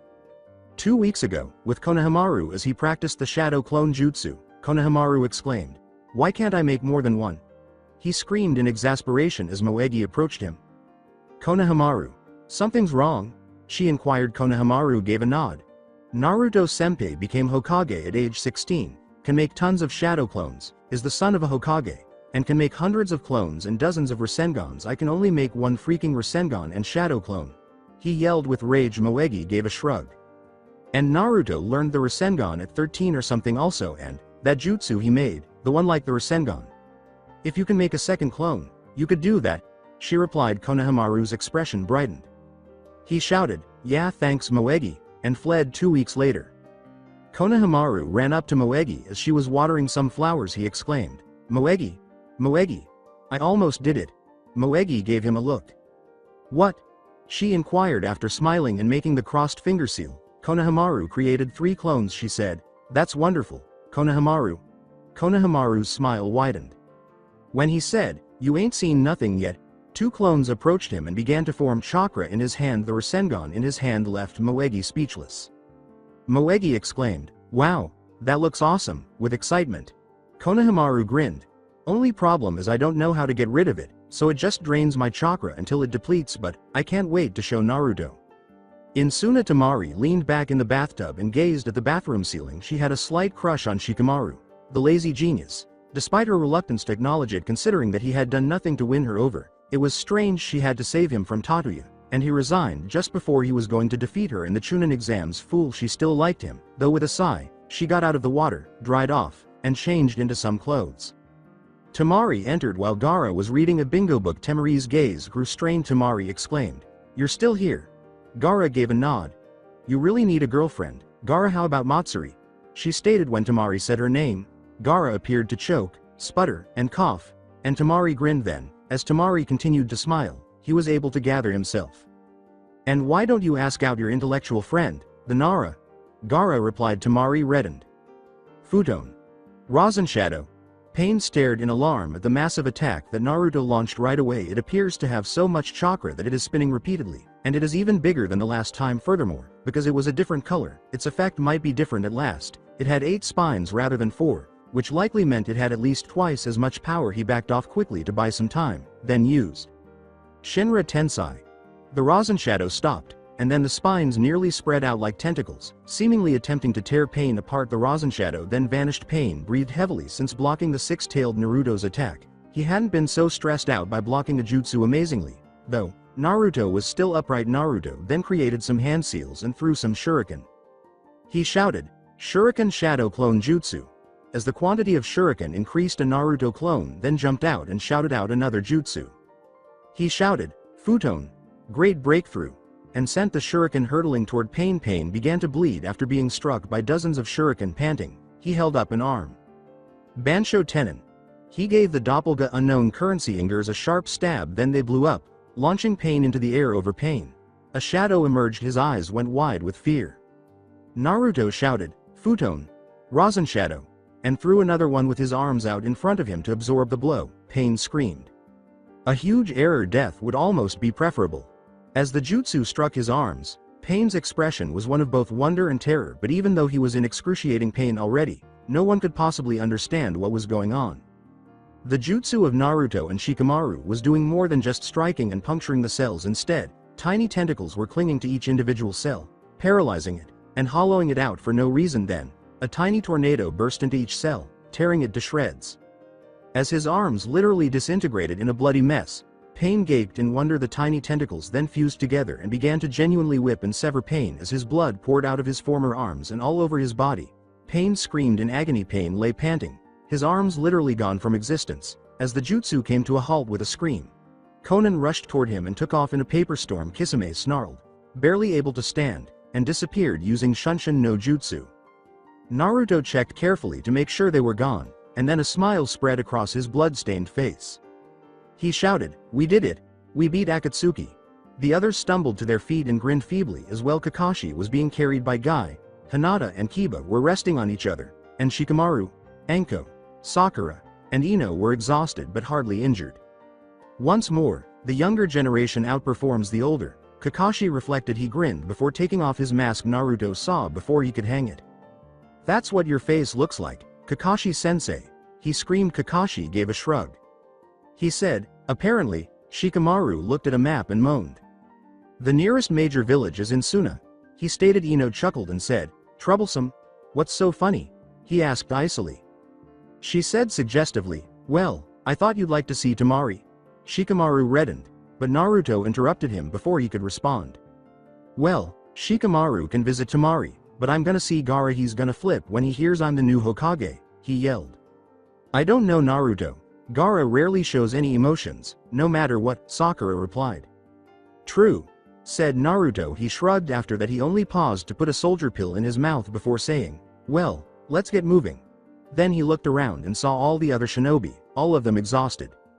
With a seal, he said, "Oh right." Naruto transformed into Sage mode and produced 4 clones. After the final clone gathering Sage chakra disappeared in the distance. After picking up 2 more ninja each, they began to leave. Naruto took note of the sun's position. He thought, about 5 or 6, so, if I run. The 5 Narutos then began running towards Suna, each one moving more quickly thanks to Sage mode, as he smiled. Guy exclaimed, "Ah, too much youth. Even I can't take it." In Suna, around 7 o'clock at Tsunagakure's gates, 2 lone guards stood silently. One looked at his watch. "No one is going to come now, we might as well close the gates." The other gave a nod. "Yeah." He approached the door. With an increase in speed, Naruto screamed, "Hell no you don't. Wait." Naruto and the others ran up to the 2 guards, who appeared stunned. At least Naruto took a run. He was still carrying the rest of them after dropping them. Naruto approached the guards. One guard asked languidly, "Name and reason for visiting Tsunagakure?" Naruto said, "Naruto Namikaze Uzumaki." The guard took out a small book and looked at it. Uzumaki Naruto Genin, rank B, recognized jutsu, Rasengan, shadow clones, and summoning Gaara's personal friend no Kekai Genkai is known. The guard's eyebrows went up. He thought, "I had no idea Gaara-sama had so many friends." The other one asked, "What was your name again?" Naruto reiterated, "Naruto Namikaze Uzumaki." The guard turned to a page in his book as his eyes widened in surprise. Namikaze Minato Hokage 4th, S+ rank known jutsu, several seals, Rasengan, and the Flying Thunder God technique. Run as soon as you see an enemy. No Kekai Genkai is known. After swallowing, the 2 guards allowed the group to pass. "He is the 4th S son," one mouthed, "in the village."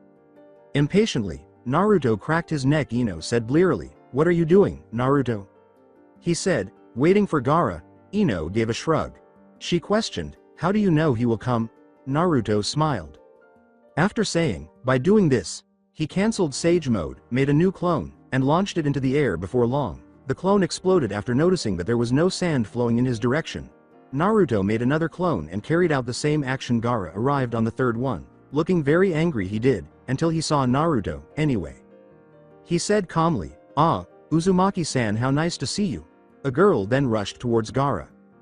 "Gaara-kun. Why are you always running away from me?" she yelled. Laughing, Naruto said, "Gaara-kun?"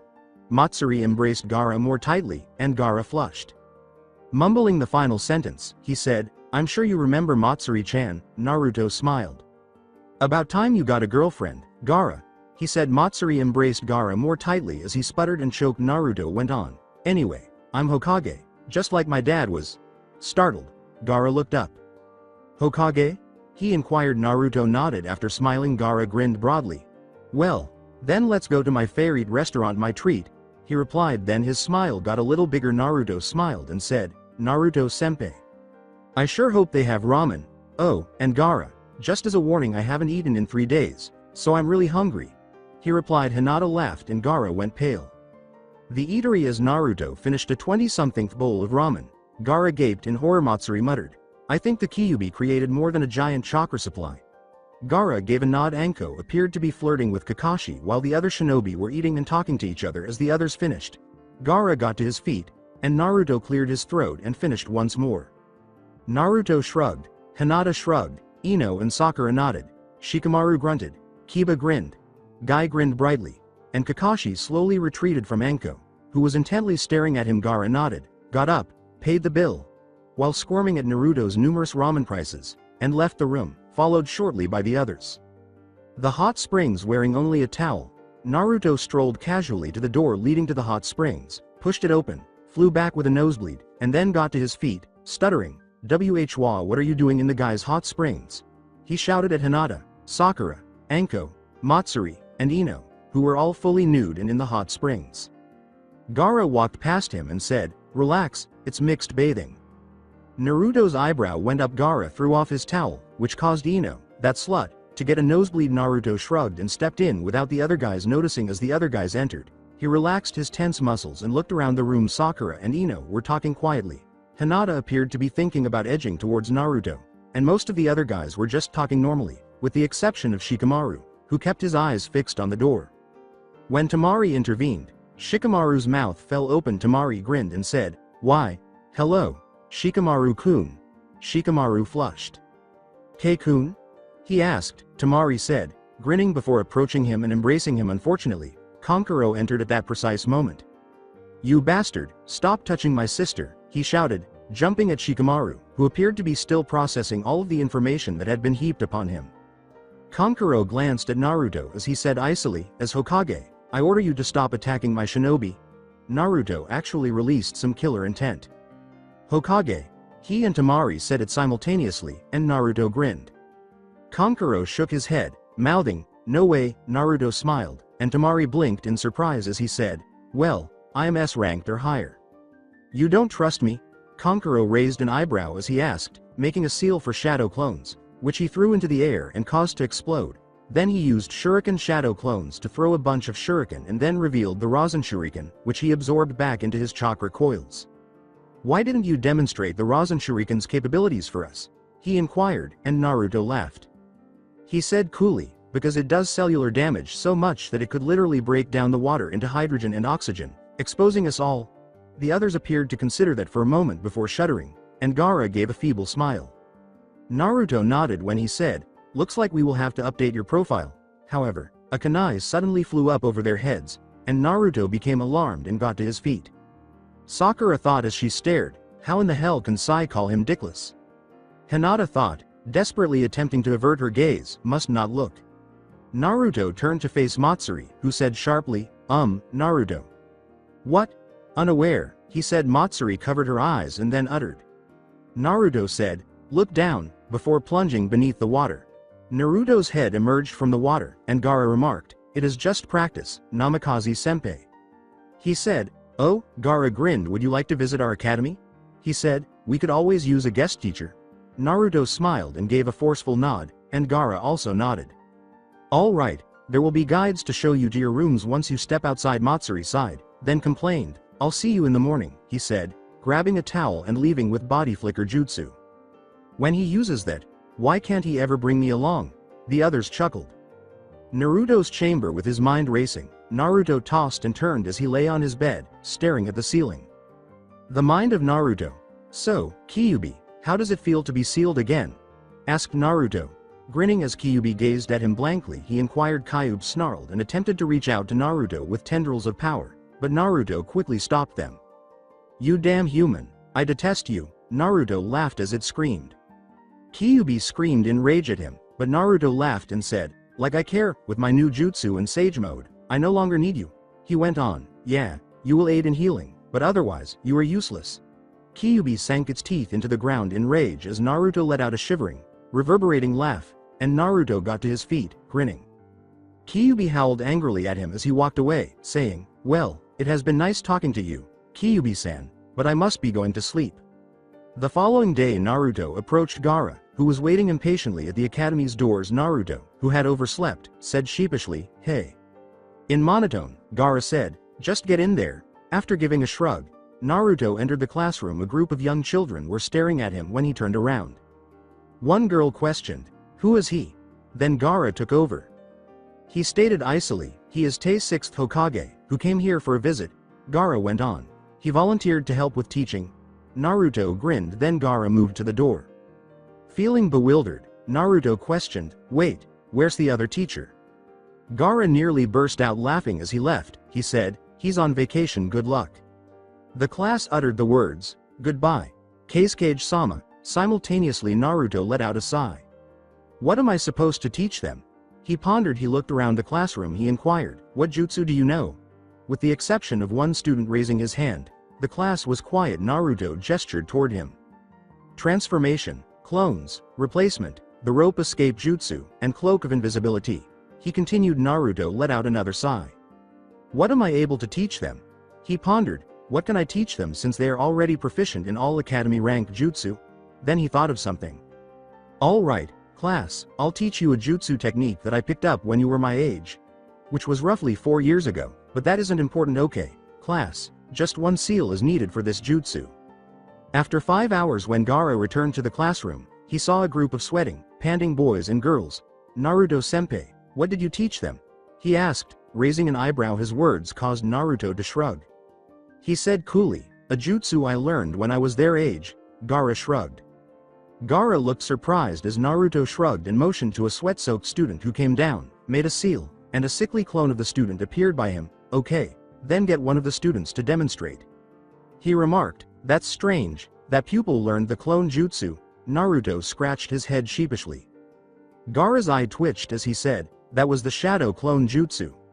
"You idiot, jackass, that is a Jonin-level technique." Naruto flinched as he screamed and pummeled him to the ground. He said, "Well, it was either that, or the Rasengan."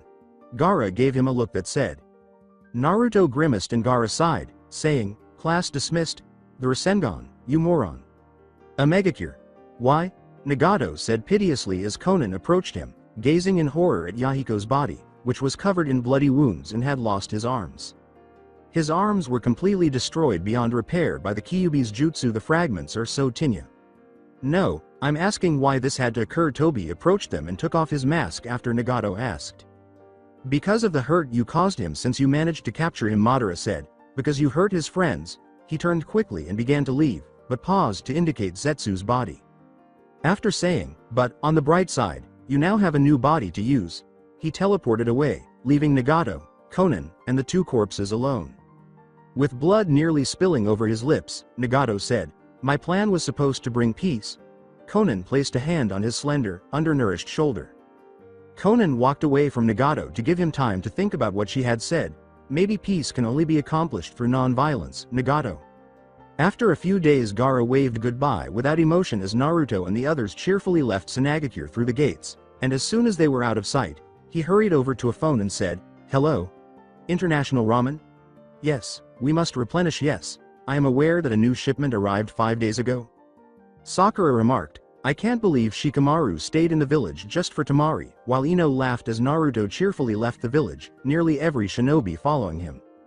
"Please, he has an unfathomable affection for Temari." Sakura shrugged and said, "And she fits his expectations. Not too pretty, not too ugly, and stuff like that." Anko reached out to Kakashi while pretending to be exhausted and said, "Take me." Kakashi glanced at her as she whimpered. "Why?"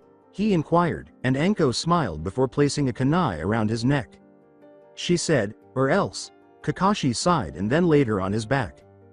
"Gosh. How young you are, my eternal rival, to assist a woman in need. If only Lee could witness this scene." Guy mused. With anime tears streaming down his cheeks, he said. "And just how much do you like Naruto again?"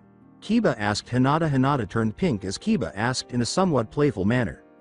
She said vaguely, "A lot?" Kiba grinned. Hinata turned a deep red, and Kiba smiled. I wonder what the kids would look like blonde with Byakugan. I don't know. He said. Speaking of Byakugan, have you ever used it to look at him? As Kiba persisted in taunting her, Hinata's face turned scarlet, and she then devised a counterattack. If I used the Byakugan on him, why would you want to know? Are you curious about his appearance?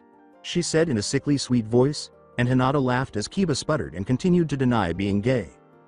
Dad?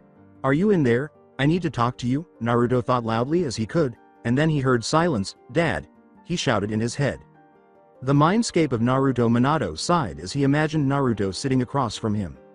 Son, I'm always glad to see you, but only when you play 8 Tails can I see you without any problems, Minato remarked. Your life force is slowly ebbing away, Naruto shrugged. How much? Minato sighed and he asked. You will only live into your late 50s if you continue on this path now. Hokage-san, what do you want? He inquired, and Naruto grinned. He said, to be taught a jutsu. Minato grinned and tousled Naruto's hair. If that's all, look inside your desk in your office. As he began to fade, he said, there's a very special jutsu there. Goodbye, son.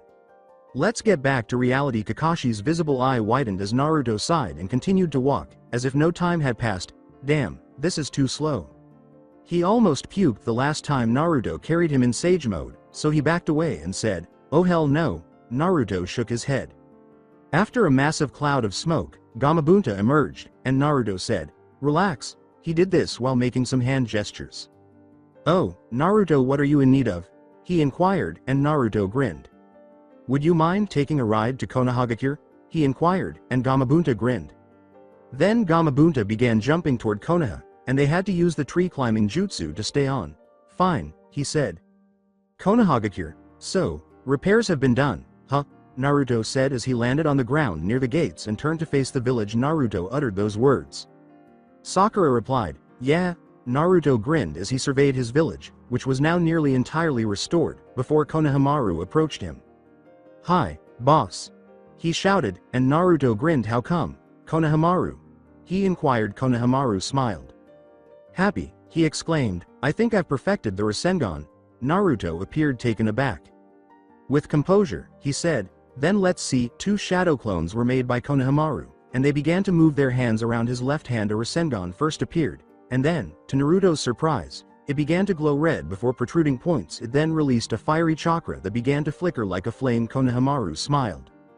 He said simply, I call it the Rosenstar. Wow, Konohamaru, and to think I barely managed to master it when I was 15 inches, said Naruto. He inquired, so you're a fire affinity? Konohamaru gave a nod. Naruto smiled.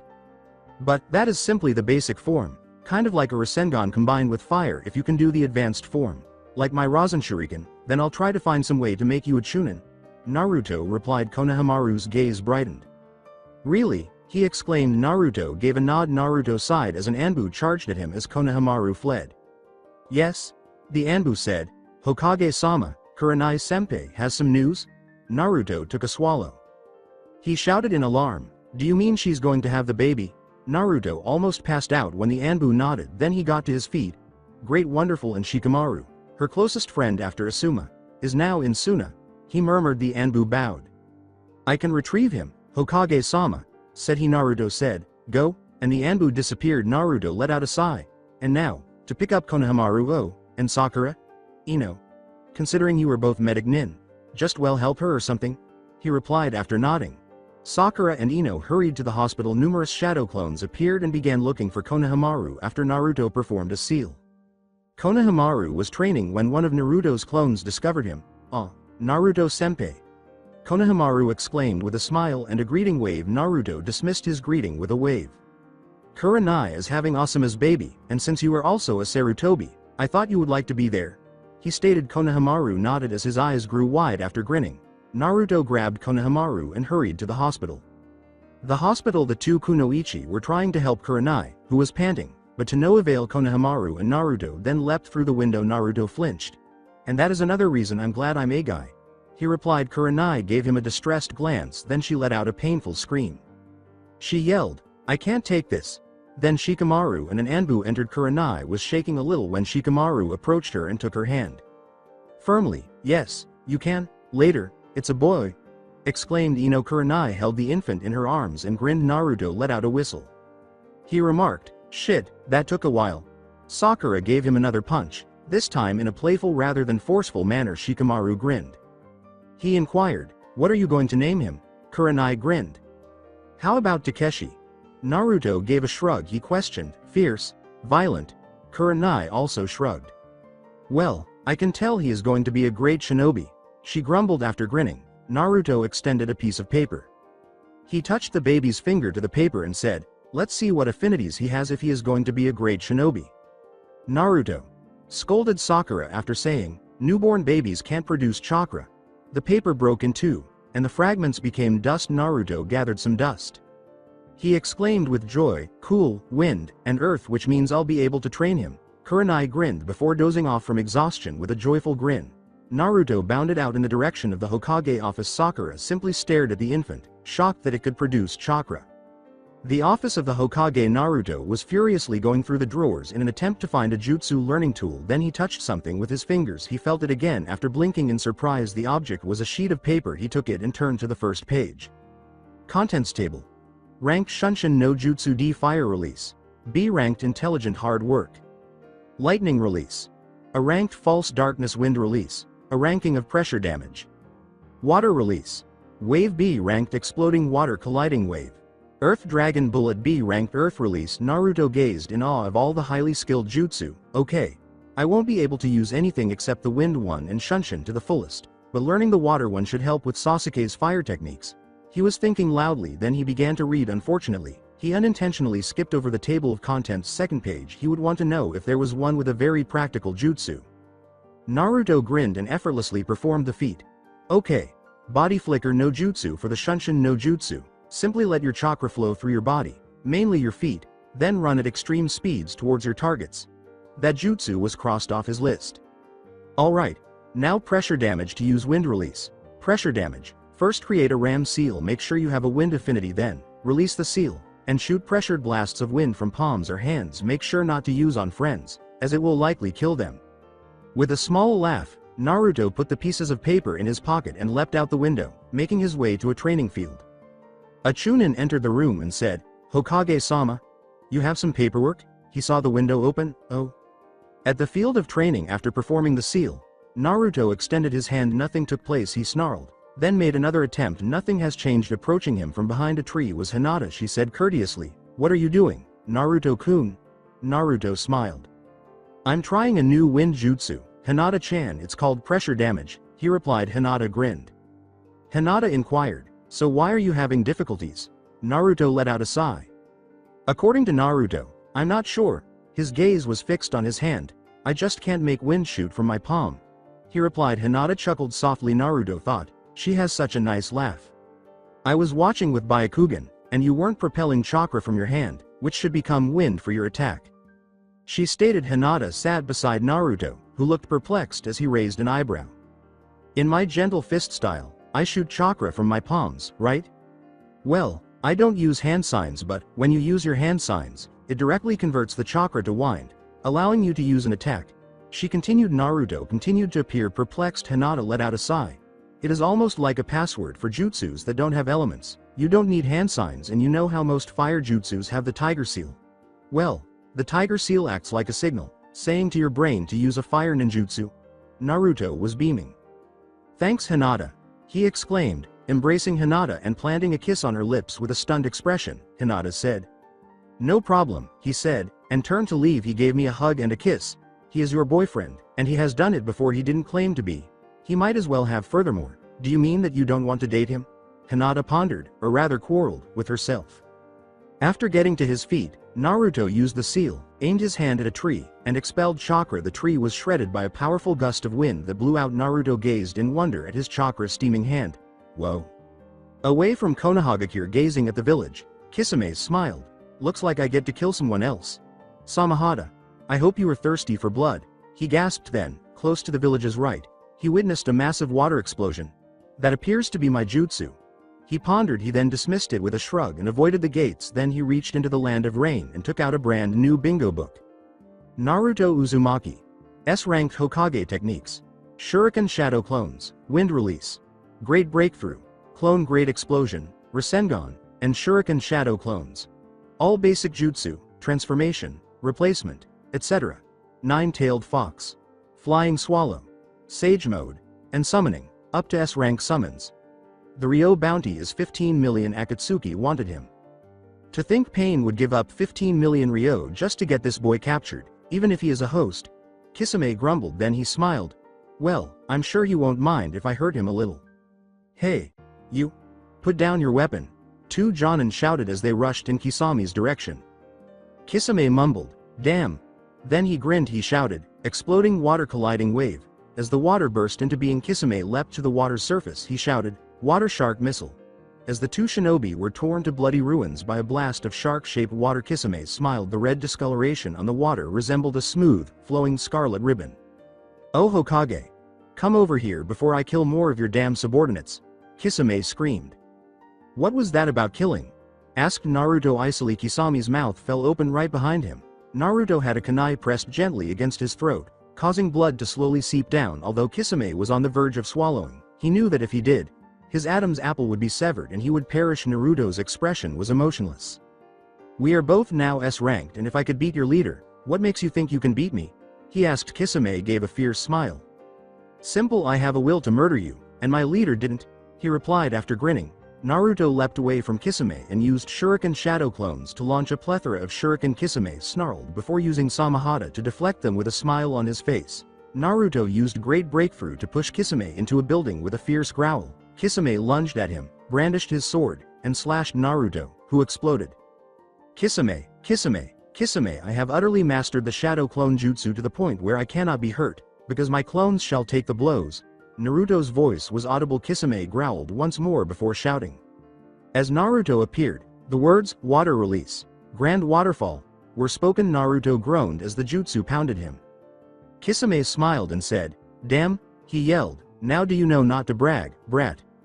After grinning, Naruto launched Kisame into the air by striking the water's surface with a Rasengan. He then stood up and made 3 shadow clones, which he then pushed away. Kisame then reappeared grinning. Naruto produced another Rasengan as he dashed in Kisame's direction. Kisame extended Samahata, which absorbed the Rasengan. Kisame muttered, idiot. After that, Naruto made another sealless shadow clone, which struck Kisame with a kunai. Kisame looked at his wounds. His back ached from slamming into the wall, and blood was gushing from the wound. Then the clone also shunned the light. Kisame's eyebrow went up. Naruto then pulled out a second kunai. It glowed translucently as he pushed chakra into it. Kisame grinned. He said, flying swallow? Naruto smiled. Yeah. Many shinobi were present by this point, marveling at the battle. Sakura yelled, Naruto, and ran in their direction. She was thrown back by Naruto's soft yet powerful blast of wind. He shouted, this guy is a S rank. Stand back. Kisame gave him a disgusted look. Not fair. Samahata is hungry for more chakra, he declared with a smile on his face. Naruto called forth a clone, which caused him to transform into sage mode. Naruto teasingly said, let's dance. Kisame held his sword tightly. Let's, blades flashing. The two S ranks leapt at one another. Wind-powered kunai versus Samahata collided after Samahata prevailed. Naruto's shoulder was severely cut without even blinking. Naruto delivered a frog Kata fist to Kisame after being launched into the air. Kisame slowly melted into the water, face down as countless water clones materialized from the water left over from Kisame's initial move. Naruto snarled. Pain has told me about you. When you are in this mode, you can create no more than 4 clones. He stated. Then a twisted smile bared his teeth as he shouted, but I can create dozens. The clones all charged Naruto when they approached. Naruto merely waved his palm, and the natural energy destroyed them. Kisame gazed in surprise, then he snarled. He screamed, water release. 5 feeding sharks, and charged Naruto with a swarm of water sharks. Naruto disintegrated the sharks and made a Rasengan with the utmost ease. Kisame smiled. Kisame taunted, I still have plenty of chakra, bastard. As do I, was Naruto's icy response. Then they flew at one another once more. With the clone of Naruto calmly, Naruto's clone read the papers. Then he caught sight of something. The table of contents was on a second page. He looked at it curiously. When Naruto saw the single jutsu printed on the second page, he exhaled. Wow. He muttered, it's an S rank. He read on, amazing, this jutsu makes the Shunshin no jutsu look absolutely useless. He exclaimed after reading the instructions quickly. He decoded it. He soon dispelled. Returning to the battle as his clone vanished, Naruto blinked. Then he pulled out a piece of paper and smiled. He scribbled something on it in a hurry and then dabbed it with blood. He then used a modified kunai to attach it to Naruto hurled dozens of kunai while shouting, "Shuriken Shadow Clone Jutsu Kunai style." With all of the kunai flying around him innocuously, Kisame grinned. He gloated, "Is that all you can do?" Naruto uttered the words, "Wind release. Pressure damage." From behind him in an instant, Kisame's mind was filled with ideas. Oh no, damage from pressure? I mean, can't that blow off limbs? And didn't he just hover over me? How did he accomplish that? He pondered, then he was struck, and a stream of blood erupted as his left arm ripped off. Kisame went pale. He cried out, "How the hell?" As his blood spurted out above him, Naruto stood icily and coldly. "The yellow flash, the fourth Hokage, was my father," said he. "He did another seal after that.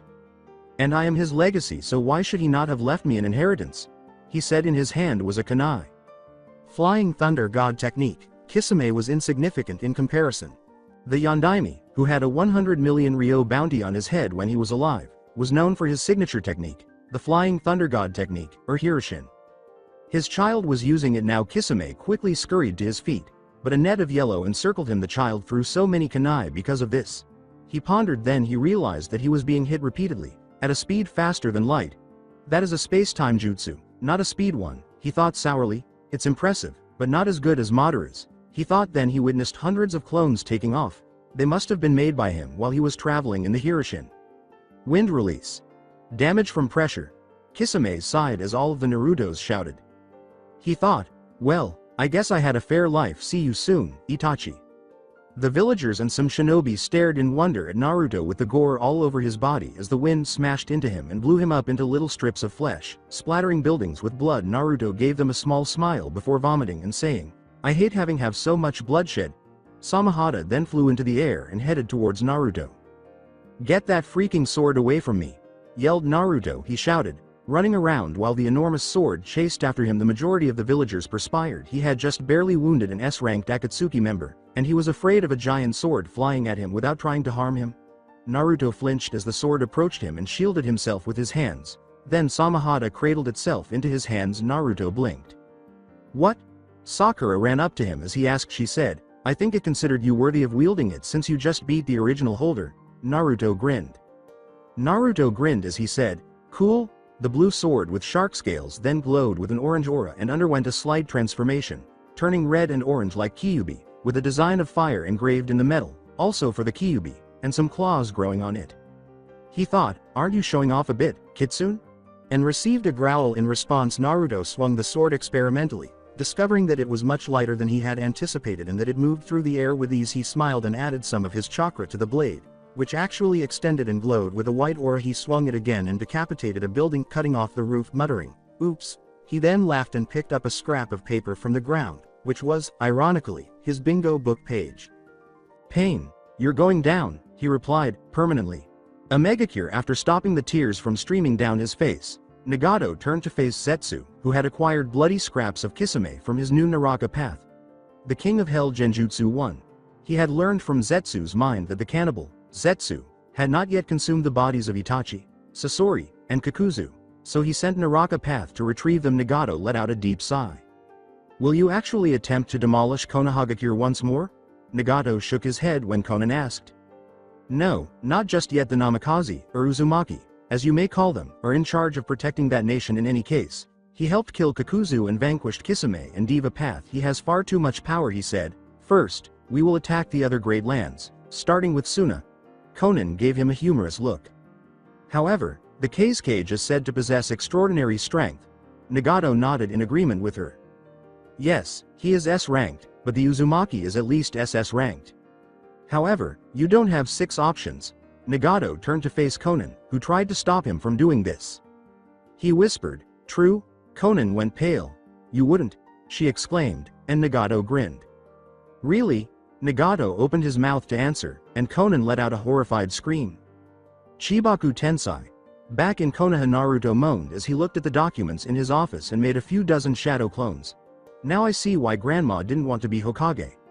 Naruto said, "Do this shit while I go train." "No way. We will go train." When the clones screamed, Naruto sighed, pushed them away, and sat down to begin working on the first piece of paper. Then he got an idea, took off his cloak, and summoned Sakura, who came right away. "Yes, Naruto-kun." "Oh shit. Did I say kun?" Sakura asked. Naruto tried to ignore her question, but he smiled and held out his cloak. Would you please sew Hiroshine's seal onto this cloak for me? Sakura arched an eyebrow in response to his question. Why? She inquired. So that I can teleport to any shadow clones I create in an instant. Sakura grinned and grasped the cloak as Naruto yelled, and to think, 4 years ago, he was the worst student ever. She whispered, I'll do that right away. Naruto smiled and gave her a hug. Thank you, Sakura-san.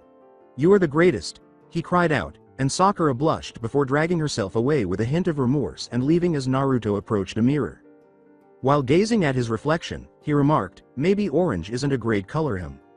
Later, all right, Naruto, I'm finished, Sakura yelled, then gaped at the Rokudame, who was wearing the Chunin and higher vest with a white shirt underneath it, jet black pants with red flames instead of the cloak he usually wore, Samahata on his back, and his enormous summoning scroll. Naruto appeared somewhat amused as Sakura processed all of this. Sakura, are you okay? He said, thanks, Sakura. Sakura silently handed over his cloak, which Naruto put on. Then he noticed a piece of paper. An A-ranked mission? He asked, and he walked over to the file and opened it. He grinned. Hey, Sakura. Do you want to accompany me on a mission? He inquired. She said, sure. Naruto-kun, what is it? We're gonna visit Suna. To pick up an important file I'm gonna need Shikamaru, you, and Hinata, he said. Why? Shikamaru for wanting to go back and being a mega genius, you as a medic nin, and me because I have the strength of a cage in case something goes wrong. Sakura, and why Hinata? Sakura punched Naruto after he grinned and said, eye candy. You're baka. Naruto smiled as she teased him. Then he made one shadow clone and replied, damn straight. Please stay here and act as the Hokage. He instructed it, and the clone nodded, and if you feel you are about to dispel, get Kakashi as a temporary replacement. After smiling, Naruto jumped out the window to get Shikamaru and Hinata. Alongside Naruto while Hinata was training, Naruto ran up to her and just grabbed her. Naruto-kun. What are you doing? She shouted, and Naruto chuckled. Hinata-hime. Wow, he jumped from tree to tree, saying, you're even cuter when you're angry. Hinata grinned, and he went on, well, we're going to get Shikamaru, then go on a mission to Suna. He turned to face Hinata, and he said, and when we're done with the mission, want to go on a date? He inquired, and Hinata gave a startled look before beaming. Naturally, Naru-kun. She exclaimed with joy, excellent. After saying this, they reached Shikamaru's house, where Naruto knocked impatiently on the door and Shikamaru's mother arrived. What? She screamed, and although Naruto winced, Shikamaru approached and passed her. He muttered, troublesome. Naruto laughed and leapt to the Hokage building, Shikamaru following closely behind. Sakura is back. The other 3 shinobi swiftly arrived, and they started their journey. Naruto studied his new sword for a while before feeling a strong, mental presence from it. Intrigued, he attempted to push his mind into it. Hello? He asked himself. Naruto, it's about time, Samahata reflected. Wow, you can talk? Naruto exclaimed. For the time being, I'll just use said rather than thought. Yes. However, why were you required to use wind? I am a sword like a shark. Water techniques were employed by all those who wielded me. It shouted at him. I apologize, never mind. It's not important. I suppose I'll give you my former wielder's techniques since you could use some other ones. These consist of water clone, grand waterfall, water dragon bullet, water prison, and 5 feeding sharks. In other words, if you can demonstrate your worth. Naruto actually exclaimed, awesome. Shikamaru gave him a humorous glance. All I said was that Choji managed to eat 5,000 ryos worth of barbecue, he replied. Naruto broke out in a sweat. I wasn't talking to you, I was talking to the sword, he replied. He was regarded as insane by the others, or more insane. Anyway, Shikamaru gazed at the sun and sighed. He said, let's set up camp. Naruto made a few clones to camp after the others nodded. Shikamaru broke out in a sweat. You know, Naruto, how are we supposed to improve our skills if you just continually use your clones for everything? He inquired. Naruto gave him a smile. So you finally got over your laziness, Shikamaru? Asked he. Shikamaru went pale. On second thought, you're doing great, keep up the good work, said the man. Naruto laughed and went back to work with his clones. 2 tents were soon erected, one for each sex. After that, they took out their rations and started to eat. The cage and Chunin went to bed after finishing. Girls' tent lying on sleeping bags. Sakura and Hinata gazed up at their tent's ceiling. Sakura turned over and looked at Hinata, then she said, Hinata? What? Hinted Hinata. Simply put, what is your level of Naruto love? she inquired, and Hinata chuckled quietly. Are you asking for personal gain? Sakura flushed as she asked, and Hinata chuckled softly. Well, I love him more than life itself, she said. I feel like I would just die without him, she remarked. Sakura sighed and said, there goes my chances with him. She then covered her mouth and gasped, and Hinata arched an eyebrow. And to think 3 or 4 years ago, you hated him, he had a crush on you. I had a gigantic crush on him, and he was completely ignorant of that. Yeah. The tent of Guy Shikamaru glanced at Naruto after he let out a violent sneeze, saying, I would bet the girls are talking about, but that would be too troublesome. Wasn't it difficult enough to say that lengthy sentence? Touché. With a smile, Naruto remarked, God, at this rate, I could garner up a harem of girls and fangirls. With a sarcastic reply, Shikamaru said, don't forget about fanboys. Thanks now, if you'll excuse me. I need to go vomit, Naruto said icily as he left the tent, and Shikamaru heard a retching sound and a phlegm-filled sound before Naruto returned. His face green and a little bile stuck to his lips. Whoa, do you have a homophobia problem? Shikamaru inquired, and Naruto gave him a look. No, because I don't hate Sasuke. Their giggling could be heard for kilometers. In the morning the girls noticed a heap of fallen trees close by as they yawned and crawled out of their tent. Oh, that Naruto went to train. Shikamaru claimed that it was commonplace to completely destroy trees that were hundreds of years old, extremely thick and powerful. Yes, from atop one of the few trees that remained upright, Naruto said, I apologize if I surprised you guys. The others glanced up at him, but he had already shunshined away to another tree. Shikamaru sighed as he calmly said, let's get moving. He ran off into the distance. Naruto, Suna is the opposite, he shouted from behind them, Naruto said. I know? The others jumped at the sound of his voice, and he smiled before removing a piece of paper from Hinata's back and saying, a safety precaution. He then ran off in the right direction, and the two kunoichi exchanged glances before following. As Shikamaru muttered, troublesome, Shikamaru shuddered as Naruto laughed behind him, don't you just adore the Hiroshige? I hate you, Naruto. A horrifying scream was then heard, and Naruto teleported away once more as he watched in horror as two ninjas slashed through Hinata's and Sakura's Hideout to hold them captive. The ninja laughed and said, oh look, reinforcements. Indeed, as though they could defeat us. The other laughed. Naruto grinned before one of them fell, cutting his neck. The other's eyes grew as big as dinner plates. How the hell? Have you heard of Konoha's yellow flash, missing nin? Naruto said icily, and the ninja chuckled. He grinned and said, yes, but he is dead. Naruto grinned back, icily.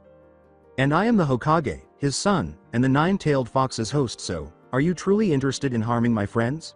The shinobi swallowed, dropped the kunoichi he was holding, and then assumed a defensive stance. Naruto laughed icily as he said this. The two kunoichi gaped in horror at Naruto, who then emotionlessly cleaned a three-pronged kunai, and the two females' ropes tying them were suddenly cut free, without Naruto even appearing to move. Like that will help you, he said, and then the ninja fell dead, a red slash, almost like a gill, on his neck. Naruto sighed, then glanced at a bingo book in his vest. Hinata winced as he said in a monotone, both were high B ranked, bounty of either 20,000 ryo for one, or 50,000 ryo for both. She reflected, at times like this, I feel terrified because of Naruto, even though sometimes he is the kindest person I know. Naruto assisted the two girls in standing up and proceeded to approach Suna. Around noon, after leading the others triumphantly into Tsunade, Naruto used Hiroshige and threw a kunai at the Kazekage building. Gaara didn't show any signs of surprise when Naruto suddenly showed up in his office while he was working on some paperwork. What was that technique? Shunshin? Naruto shook his head when he asked. He said, Hiroshige? Gaara now had a shocked expression. Whoa, Naruto grinned as he said, you're really getting better than your father.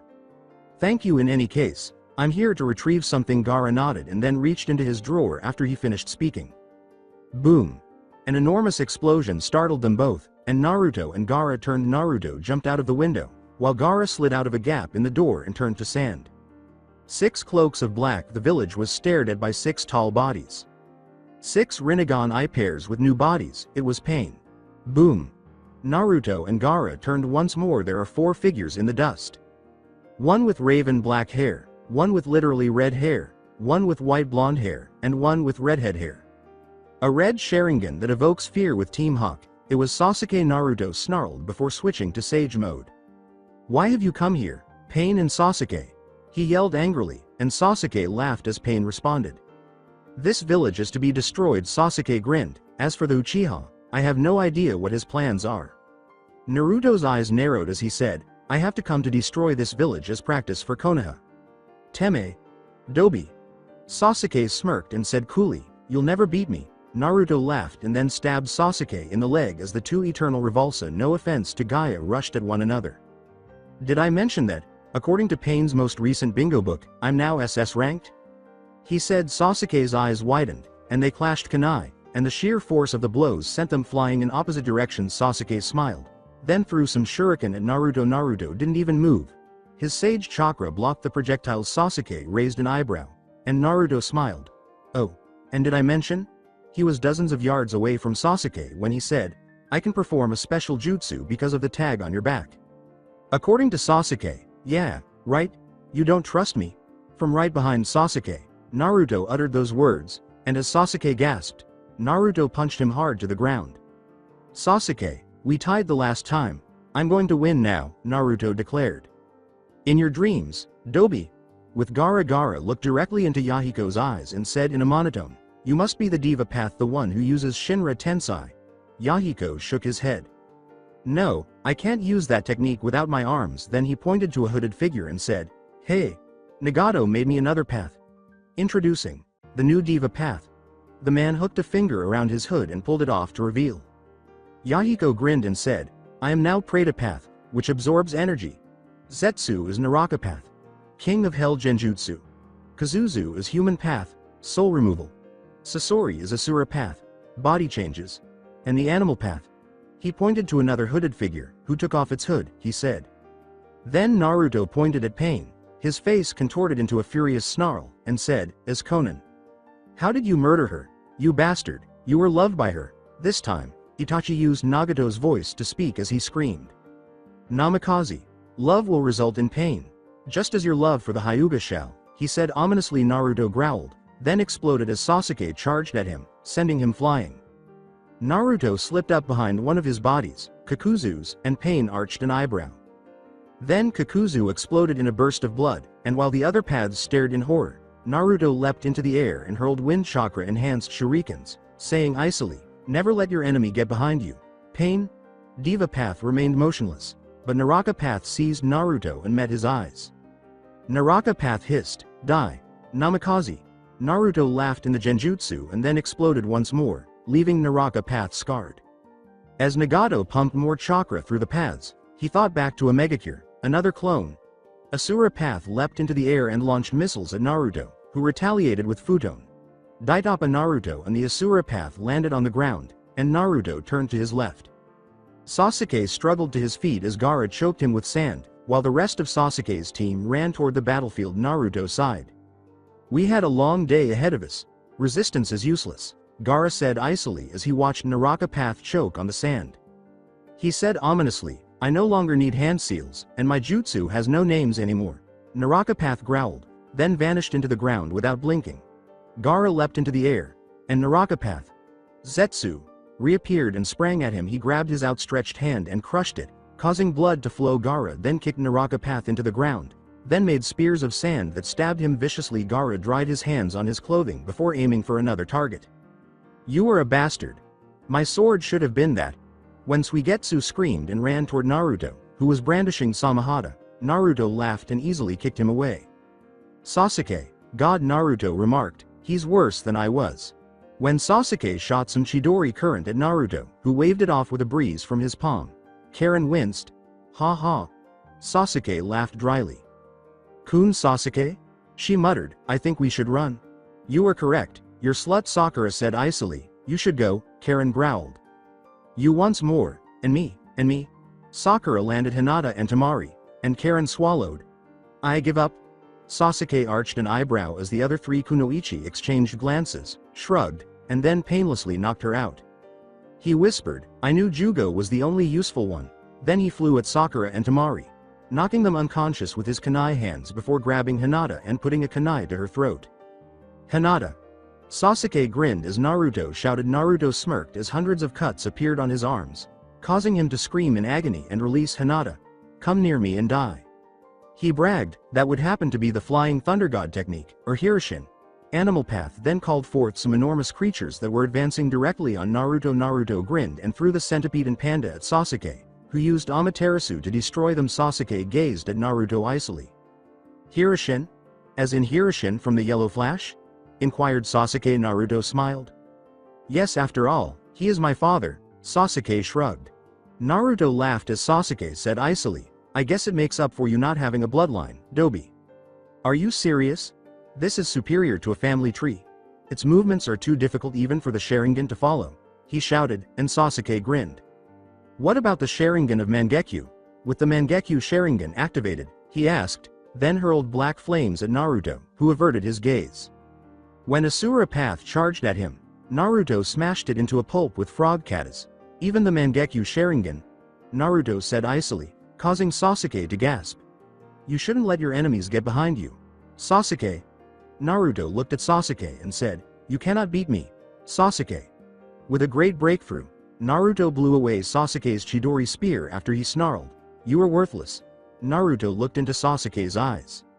Use Tsukuyomi, please. Sasuke's eyes widened, then narrowed as Naruto said darkly, blind yourself more.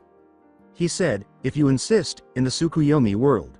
Sasuke looked at Naruto, who appeared to be crucified and was motionless. He looked into his eyes and said, for the next 72 hours, I shall cause you a world of pain. Naruto remained silent while Sasuke took out some kunai and stabbed him through his legs. He then took out his sword and cut him on the throat, which began to bleed quickly. Naruto remained silent for days on end as Sasuke continued to stab him, remaining silent the entire time. Coldly, Sasuke remarked, only 71 hours, 59 minutes, and 59 seconds to go, Naruto. The sky turned blue again as Naruto laughed and said, clone great explosion? Sasuke snarled and clutched his eye, expecting a killing blow, but Naruto leaned towards him and tapped his forehead before walking away. Sasuke stared at his retreating back before passing out. Actually, this is taking too long, Naruto said, then exploded, sending Sasuke flying, his eye bleeding from using the technique. Suigetsu was running at him, so Naruto looked at him, sighed, and kicked him away again. This time, Suigetsu got up and threw his arm at Naruto, cracking his neck before using wind release. Pressure damage, which caused the water to shoot off and then partially freeze. Naruto yawned, saying, what a waste of time. Suigetsu growled and struck him with a fist, and Naruto felt his jaw where the blow landed. Well, that hurt roughly a tenth of what it should have given the Kyuubi in Sage Mode. However, you outperformed Sasuke, Naruto remarked, and Suigetsu smiled. I outperformed Sasuke, you bet your ass, he shouted, and Naruto flinched. When Suigetsu saw Temari, Sakura, and Hinata, he thought, he really is way worse than I was. He exclaimed, damn. Those girls are so much more attractive than Karen, he cried out, and Naruto smiled as he had an epiphany. Yes, those are just a few of the attractive girls in Konoha, excluding the blonde, and since you haven't really done anything bad to Konoha, I wouldn't mind taking you and the weird girl into Konohagakure. Most of them single, he said, causing Suigetsu to drool. Suigetsu grinned. And in exchange? You would be tested in your skills, and become either a Genin, Chunin, or Jonin. Why not become a Hokage? Because I am the Hokage, Naruto chuckled. Suigetsu grinned. For the time being, he shouted as he ran towards Naruto, who chuckled before leaning back in the Matrix style and throwing Suigetsu against a wall.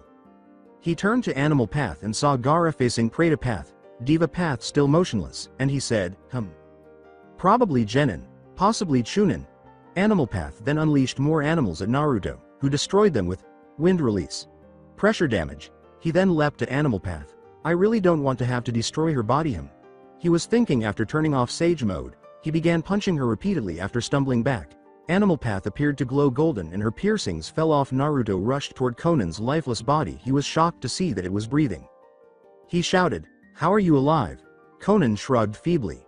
I guess Nagato-kun had enough heart not to kill me, but not enough to not use me as a path.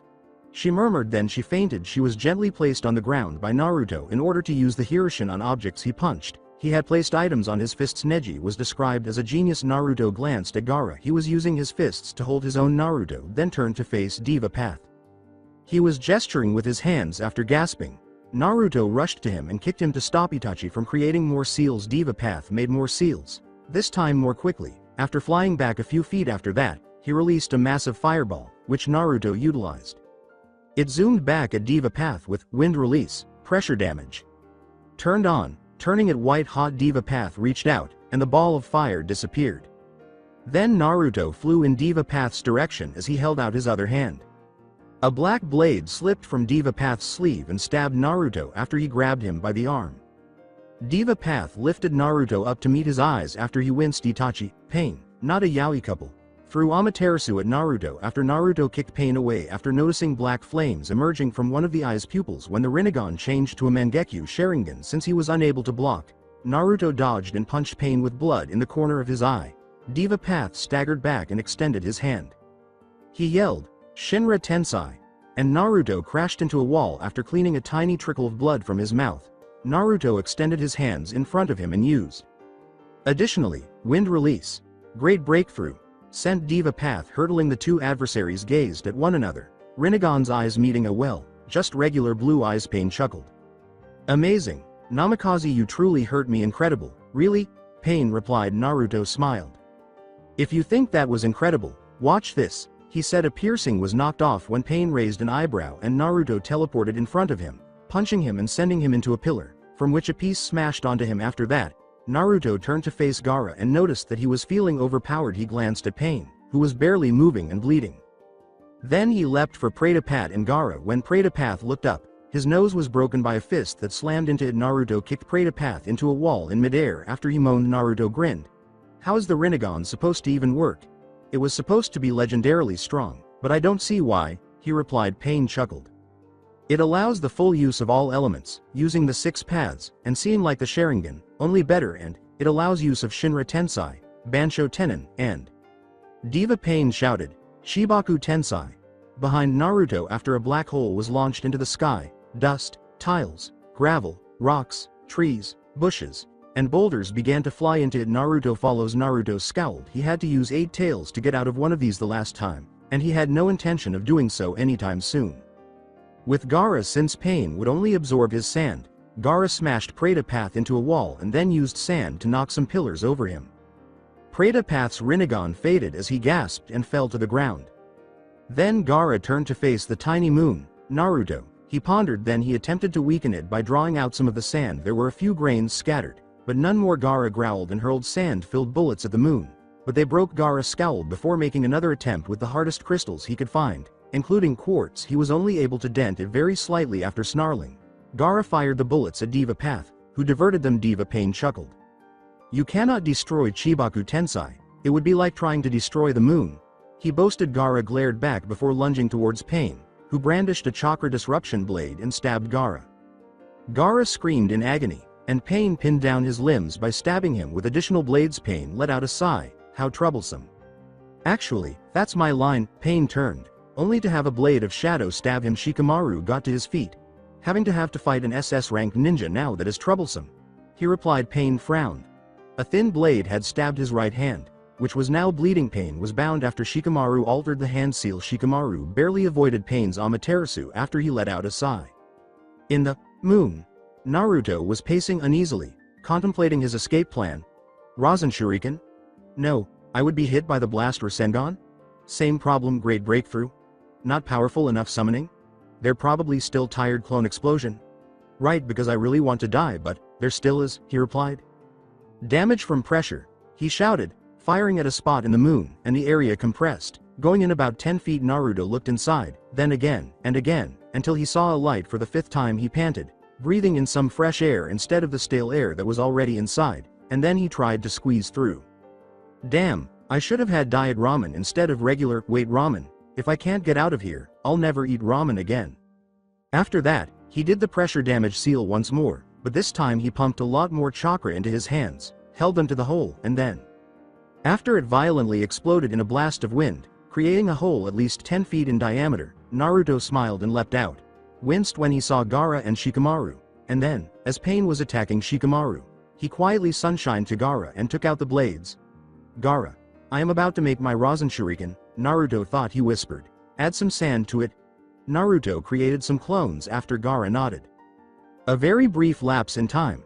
That's right, Shinobi, Shikamaru said, looking up at Pain, who was brandishing another black blade. Smiling. Face your fate, Shikamaru said. How about confronting yours? He kicked Pain in the side and spun him around before jumping off, causing Pain to go pale. How much jutsu is that kid capable of learning? Pain shook his head as he muttered. Naruto was holding a golden Rasen Shuriken above his head. Well, I'm doomed. Naruto threw it, and Pain sighed before launching himself into the attack, thinking, might as well get it over with. After it struck him, a sandstorm battered him, and a hole similar to that made of a regular Rasengan appeared. Sweating, Naruto said, that's it. I thought a miniature Shukaku would kill him or something, he said, and Pain straightened up. He breathed a huge fireball at Naruto and Gaara, which they barely avoided. Naruto snarled, then made a regular Rasen Shuriken and hurled it at Pain, who blocked it with Shinra Tensei. Naruto then leapt out, threw a flurry of shuriken, and then made some hand gestures. That was pathetic, he said. Jutsu of the Shuriken Shadow Clone. Diva Path frowned, then pointed his hand at a rock, which flung itself at Naruto. Naruto used the rock's movement to explode forward in a front flip, and he kicked Pain, who winced. Naruto used his momentum to smash the bottom of his fist into Pain's head, causing Pain to stumble back. Naruto then leapt up and stabbed a kunai through Pain's neck. That's how it happened. With the kunai still stuck in his neck, Pain stood up weary and coughed up crimson as he slowly raised a hand. Naruto gasped for air and muttered, finally. After saying, Shinra, he fell to the ground. Motionless. Naruto rose from his crouched position and scanned the area before spotting Konan, still unconscious. Hi, Gaara. How are we going to handle her? He shouted. I don't give a damn. How about bringing her to your village? Gaara answered wearily, and Naruto grinned. Sakura panted as he said, okay. He then called the girls to him and picked up Konan, saying, time to go home. Should we hold off for a few days? The journey will take a few days, Naruto chuckled. They were right next to Ichiraku's ramen, and Naruto stepped up to the counter and said, actually, we're already here. Sakura gaped, and Naruto smiled, twirling a three-pointed kunai and saying, Hirshin. Please give me one miso ramen, he said, and Ayame approached him. Naruto raised an eyebrow and said, oh, hey Naruto-kun, sorry, but this isn't a ramen shop anymore. It's a sukemen shop. Naruto appeared to be about to cry, but Ayame quickly intervened, saying, wait, she added, sukemen is good too, and it's almost like ramen. Naruto became a little more animated, and when Ayame held out a bowl, he dipped all the noodles in at once and devoured them all. He slapped his lips together and sighed. He said sadly, it just isn't the same, and turned to leave. Hold on, she said, I suppose we could make a bowl of ramen if you really want it, Naruto-kun. Naruto smiled broadly. Yes. He scampered soon after using a toothpick to pick his teeth. Naruto smiled and said, thanks, Ayame-san. The shinobi said, no problem, Naruto-kun, and turned to leave. Wait, Naruto-kun? Inquired Hinata. She shrugged it off after that. At the office of the Hokage, Naruto grinned. He whispered, let's see, where are the A-ranked missions? A-ranked? Shouldn't we be taking a break, Naruto-kun? Replied Hinata. Naruto gave her a look. He said, I said A, not S. Hinata grinned. Well, I'm going to rest at my house, she replied. Naruto smiled. See you, Hinata-heim. Hinata blushed and grinned before leaving. Naruto let out a sigh. There were only missions with a D ranking. A few shadow clones were created by him. You get that lost cat, you balance that old lady's checkbook, you help the rich kid with his homework. He said. The clones jumped off after nodding. Naruto let out a sigh. Maybe it's not the best idea to have shadow clones do everything, he thought. Although he completed tasks more quickly, it took away from the enjoyment after that. Naruto paced his office. He found some sake in a cabinet and drank it. He then made the decision to go to Hinata. He was a little inebriated as he waltzed slowly through the streets. After seeing the Hyuga Manor, he made his way there. The guard merely bowed after glancing at him. Naruto bowed slightly as he passed him. He called out, Hinata, Hinata, and then spotted what appeared to be Hinata. There you are, Hinata. But why do you appear shorter? While wandering around her house, Hanabi noticed Naruto waving around as if intoxicated. No, he couldn't be drunk, could he? She asked herself, what does my sister see in him? Hinata. There you are, Naruto said, but why do you look shorter? Before embracing Hanabi. He does have some nice muscles, admittingly, Hanabi thought, blushing. Hi Hinata, would you like to join me for some dango? Hanabi smelled alcohol in his breath when Naruto asked, and she debated answering yes until Hinata entered. Naruto? Hey, Hinata, want to go get some dango with me? Naruto said, giving her a hug. Naruto? Naruto opened his closed eyes and turned to face the person he was speaking to. Who is this, if you're Hinata? He looked at the person he was hugging more closely after asking. Hanabi. Sorry, Hinata, Hanabi. He exclaimed. Dropping her, Naruto smiled sheepishly and turned to face Hinata. As I was inadvertently telling Hanabi, would you like to join me for some dango? He inquired, and Hinata grinned. I wish I could, with joy, she said. Excellent. Hanabi shivered pleasantly as she thought about the embrace, and Naruto grabbed her by the arm before they shunshined away after locking lips in a kiss. She shook her head and muttered to herself that she didn't like guys who were much older than her, adding, I'd love to also, Naruto-kun. Neji smiled to himself as he passed Naruto and Hinata at a dango shop later. At home, he noticed Hanabi whispering to herself, is something wrong? Hanabi-sama? He inquired courteously, and Hanabi remained silent. She said softly, well, I kind of sort of like Naruto-sama. Neji arched an eyebrow. Thank God I'm not gay, because Uzumaki-sama is like a Hyuga magnet, he thought as he noticed a certain kunoichi outside the window. Speaking of which, I should probably ask Tenten out, or else Lee might, and he would scare her out of the village. As he ate another dango slowly, Naruto laughed at a story Hinata told him about something Kiba had done during Naruto's 3-year training session. It seemed to involve Akamaru's dynamic marking, the fire daimyo's cat, and Kurenai unintentionally doing something that would make an Icha-Icha story seem innocent. I didn't know Kakashi liked sweets, he thought, and Kakashi turned to face him. Help me. He tried to say in his mind. Hey, be mindful of your date. Anko slapped Kakashi in a fit. Fearfully, Kakashi uttered, yes, Anko-heim. Anko ate dango in the same way that Naruto ate ramen. Oh, and you'll make sure to pay the bill because you're such a great boyfriend? Kakashi swallowed and then took a look at it when Anko asked. Hinata-chan, let's go before Anko threatens us with the bill. Naruto winced, and the whole village heard his scream of agony at the price. Hinata nodded, and they left, but Naruto's eyes widened. He punched the ground and said, be right back. A few seconds later, Naruto returned, clutching Karen and Suigetsu. I almost forgot you guys. Karen scowled at him, but Suigetsu smiled as he said it with joy. Stop the nonsense, and tell me where the attractive women are. Then Ino happened to pass by, he said. When she saw Suigetsu, she said, hey Naruto, who's your hot friend? She inquired. Well, her name is Hinata Hyuga, she is 16, and is my girlfriend, he replied quietly. Baka. The other blonde, I meant, she said, and Naruto chuckled. Oh, well, I don't really know his name. My name is Suigetsu, nice to meet you. Ino.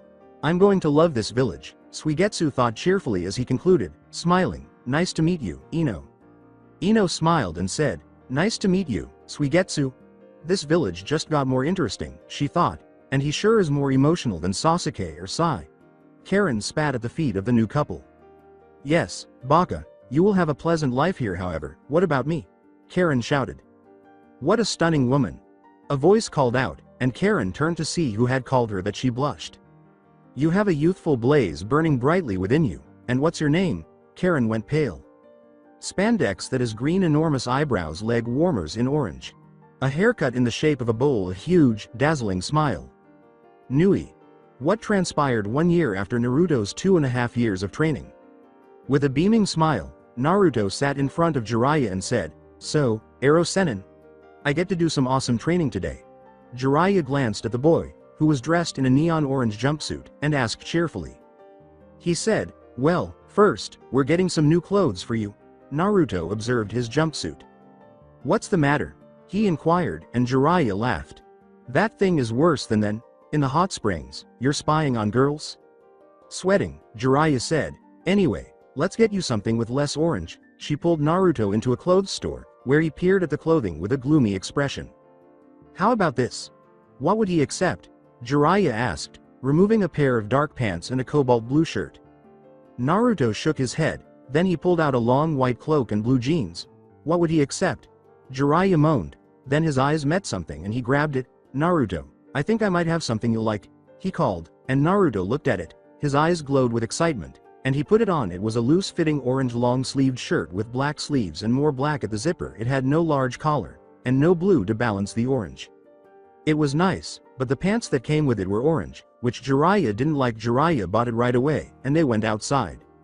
I hoped you would receive the white cloak, you know, Jiraiya said absently, it would remind me of your dad. Naruto glanced up and saw that he was slightly taller.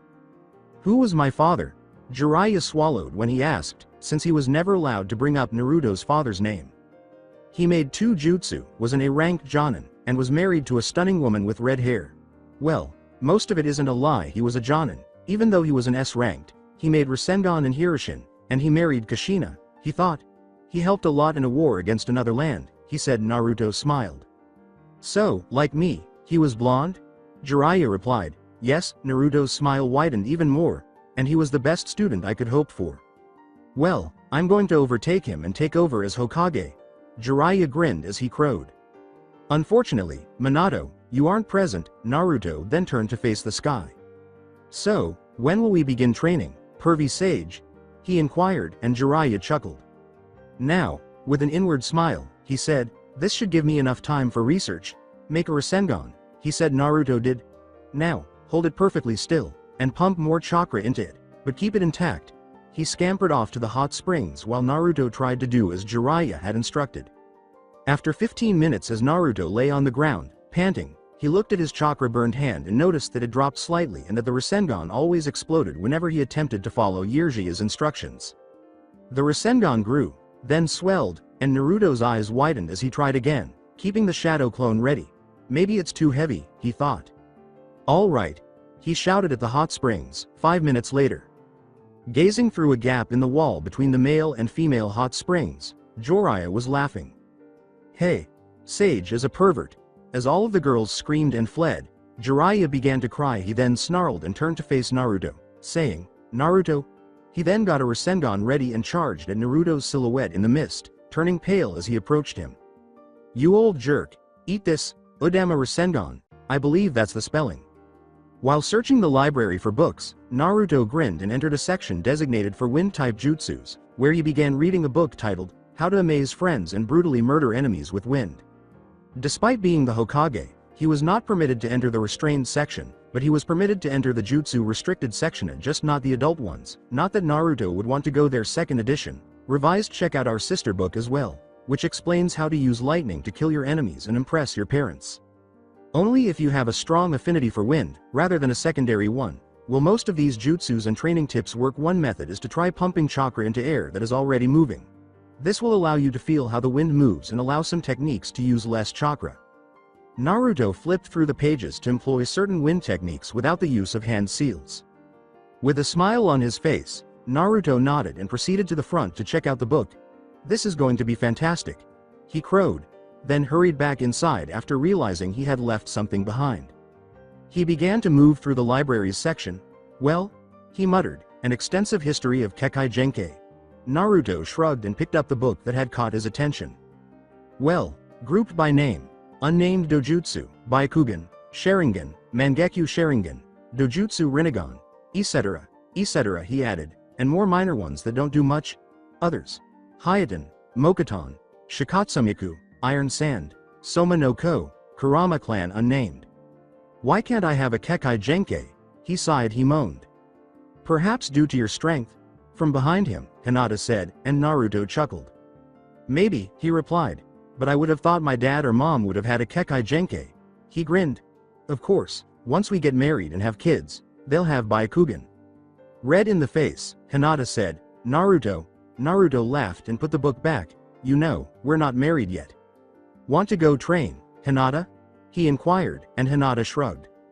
All right, she said, and Naruto embraced her before they shuffled to a training area. Naruto then flipped away from her and assumed a fighting stance, and after Hinata grinned and held out her hands to engage in combat, Naruto laughed joyfully before a few clones seized her from behind.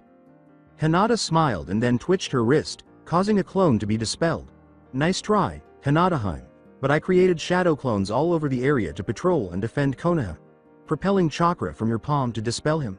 Naruto asked, and Hinata nodded before hitting the other one and running at him. Naruto laughed heartily, then leaned back and threw her back, causing her to fly through the air before landing on her feet.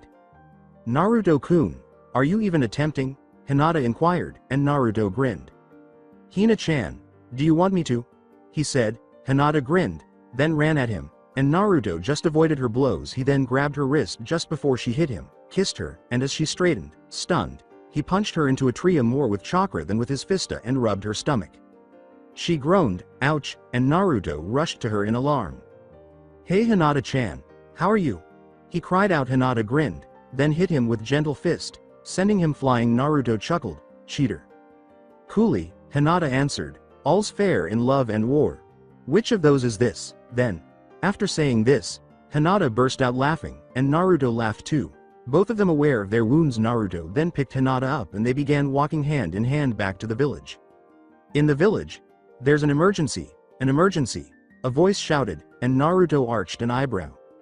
What the devil? He said, and an Anbu approached him. We've heard that an S rank is leading a group of a ranked ninja that are encroaching on this village. Naruto-sama. Naruto trembled as a clone vanished, adding, Shikaku, Shuza, and Inoichi have returned, all in critical condition. He sealed his hands and said, all right. Shadow clone jutsu. A few dozen clones popped into existence. Two grabbed Hinata and took her away, while the others leapt off in groups of two. One group found a ninja fairly quickly. What are you doing in my village? He shouted, and the ninja smiled. He said icily, I'm here to kill the new Hokage. Naruto chuckled. He said, like you have a chance of killing me. The ninja chuckled and extended his hand. Dragon Tempest. Water release. A spiraling blast of water erupted from his hand as he barked. Yes, I made that up. Naruto waved it off with a great breakthrough, causing the man's eyes to narrow. Not bad, he said, grinning before holding his hands out once more. Pressure damage from wind release, he shouted, and the man jumped aside. Water release. The mouth of a snake. Then, both created clones, water and shadow, and they leapt at each other, smashing each other to smoke and water. Naruto then grinned as a clone dispelled, and he held his hands out in front of him. Didn't make up, Naruto laughed, then shot another pressure damage at it, destroying it. Suck this up. My new jutsu, he shouted, and the man gave a toothy smile. He said in a whisper, bring it, wind cutter, wind release. Water release. Water slicer rises. When the two water and wind blades collided, the wind blade sliced through, severing the man in two. Blood splattered everywhere, and Naruto fell to the ground, panting. He thought, one down, who knows how many to go. Ah, the famous Kakashi, said Kakashi, glaring at another ninja without a hit. I take it you're the new Hokage? Kakashi shook his head in response to his call. No, a ninja who was better than me was made Hokage. He's actually the son of the fourth, he said, revealing his Sharingan eye, and he is 16 years old. The man chuckled. He answered, impossible. Kakashi sighed and rushed toward him, and the man leapt into the air. Release of lightning. Electromagnetic murder, he shouted, and Kakashi quickly leapt out of the way. Excellent fireball method. He responded with a blast of fire, and the man laughed before extending his palm once more. The fireball was extinguished by lightning, and the two landed once more. The man held out his hand and said, now, for my trump card. Release of lightning. Illusionary darkness. The man laughed and laughed, but then his jutsu grew larger and exploded in a wave of static. Kakashi flinched as a huge bolt of lightning flew at him, and he was struck. What? He shouted, lightning shadow clone. Kakashi was running at him from behind when the man turned around. Lightning release is your thing. I also do. This is my favorite, said Kakashi, rakery. A youuuuuuttthhhh, Guy kicked a ninja in the face while screaming. Guy, what the devil? Neji let out a scream. The lotus blooms are amazing. Neji said, oh shit, Lee then kicked him. Then, while Tenten, Ino, and Choji were battling off another ninja, Naruto found him. I'll handle this clown. He slammed a fist into it, and it turned to earth. Naruto sighed. Happy. The man then emerged from the earth, an earth user. Dragon Bullet Earth. He screamed, launching a jet of mud at Naruto, who held out his hand, and the man created more seals after a pressure damage smashed through the jet. Dumpling of Earth Mausoleum. He shouted, and Naruto laughed at the name before the man threw a huge boulder at him. Naruto used shuriken shadow clones and threw some kunai with explosive tags on them. Naruto punched the man into the ground after the boulder exploded. Naruto said, too easy. Then he heard a scream and quickly spun around to see Ino fall after being struck repeatedly by shuriken and kunai. No! He yelled. Then, Tenten and Choji were hit by shuriken as well. Naruto heard an echoing, haunting laugh, and clouds gathered. Naruto ready to kunai. Show yourself! He shouted, felt shuriken pierce his back, causing it to bleed, and heard a mocking laugh. One of my 2S ranked jutsu is practiced in this world from everywhere, he said. This is called creative mind, Naruto growled. Then he said, Genjutsu? That's correct, and no one else can set you free, and I don't think you can do it yourself, the man said. Who are you? Naruto let out a scream. My name is Arashi. Then a gust of wind blew, and through the dust it created, a figure emerged. He was tall, had white hair and long spines over his eyes, and wore a long blue cloak with white stripes and golden buckles. His eyes were a dull yellow. Naruto snarled and threw the kunai at the man, which tore through him before the man turned to shredded clothing. Naruto snarled, and then numerous copies of the man emerged from the ground, and he groaned. He whispered, I hate Genjutsu. The Arashis laughed, and then they all threw shuriken. Naruto jumped up, but the shuriken flew at him and struck him. He flinched, and then Arashi struck him repeatedly from above. Naruto fell to the ground, and the Arashis approached him and began stabbing him with swords. He screamed in pain, and blood came to the ground. With his sword outstretched, Arashi charged at Naruto and stabbed him, saying, and now, to die. What? Naruto used his bare hands to seize the sword. Nice try. Then, while being held by a Naruto clone, Samahata slid from a sheath on his back. The clone hacked at the Arashis, causing it to disappear, allowing Naruto to get to his feet. When the Arashis reappeared, Naruto charged a Rasengan in one hand before his clone added chakra to it. Udama Rasengan. Earth and shrapnel flew everywhere as he screamed and slammed it into the ground. Then, the sky appeared to break and the clouds disappeared, revealing Ino, Choji, and Tenten completely unharmed. However, time didn't seem to have passed at all. You see, young ninja, just as my thoughts can be incredibly quick, so too can my jutsus, despite the pain, be extremely quick. Arashi, who was standing right behind him, said, not to mention chakra consuming. He then made a snake seal and said, secret ninja art, inhumane crazy dance. He then began to laugh, and blood began to flow from his mouth, and his body began to bubble, and bone spikes grew from him. Muscles grew larger and harder, and he stretched to 7 feet tall. His eyes began to shine eerily, his veins swelled, and bone began to pop from his body, and his arms, hands, legs, and feet separated, held together only by arteries, veins, a few strands of muscle tissue, and bones, the bones which began to grow spikes.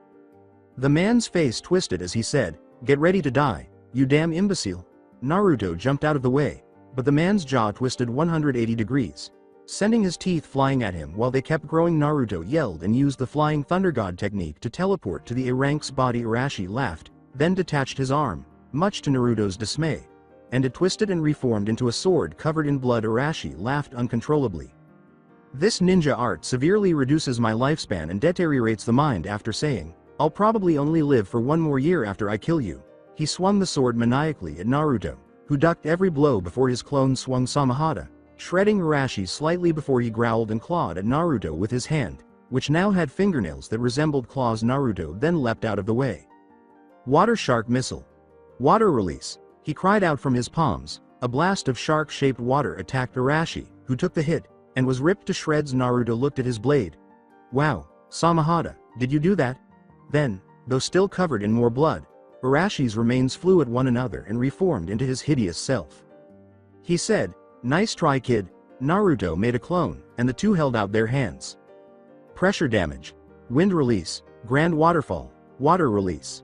Arashi was hit by a huge, pressurized blast of water, but he only stretched his hands, and his skin tore away from the rest of his body, protecting his hands, and he gave a twisted smile before placing his hands on the ground.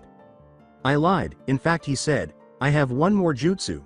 Then, a huge cloud of smoke appeared, and Arashi was standing atop a large tiger, growling ferociously. Naruto sighed, then used Great Breakthrough, which sent the tiger and Arashi flying. Funny, Arashi said, and then he seemed to melt and vanish into the tiger. The tiger then began bubbling, growing 4 more limbs, more humanoid features, standing up, and growing fangs, bones, and muscle all over its body. Finally, Arashi's face emerged from the tiger's, and the ribs of the tigers popped out. Smothered in crimson, Arashi giggled once more, and arteries and veins appeared around his face. Naruto said, okay, now that is disgusting. He then charged a Rasengan and ran at Arashi, who vanished and struck Naruto, sending him flying while he was still in the air. He was stabbed with a bone and battered once more, feeling his liver pop, only to have it fixed by Kyuubi's chakra. Wind cutter. With a shout, Naruto hurled a wind blade at Arashi, who barely avoided the blow before spitting a pressurized missile of blood and saliva at Naruto. Hurry up, Naruto. Give him a kick. Ino let out a cry. Prove to him the power of a Hokage, Choji shouted. Why on earth aren't we assisting him? Tenten inquired after exchanging glances. Ino and Choji shrugged and carried on encouraging Naruto. Naruto smiled before forming two shadow clones that began to form something on his palm. Rasen Shuriken, he shouted, hurling a Rasen Shuriken, and Arashi chuckled before avoiding it and disappearing in a flash.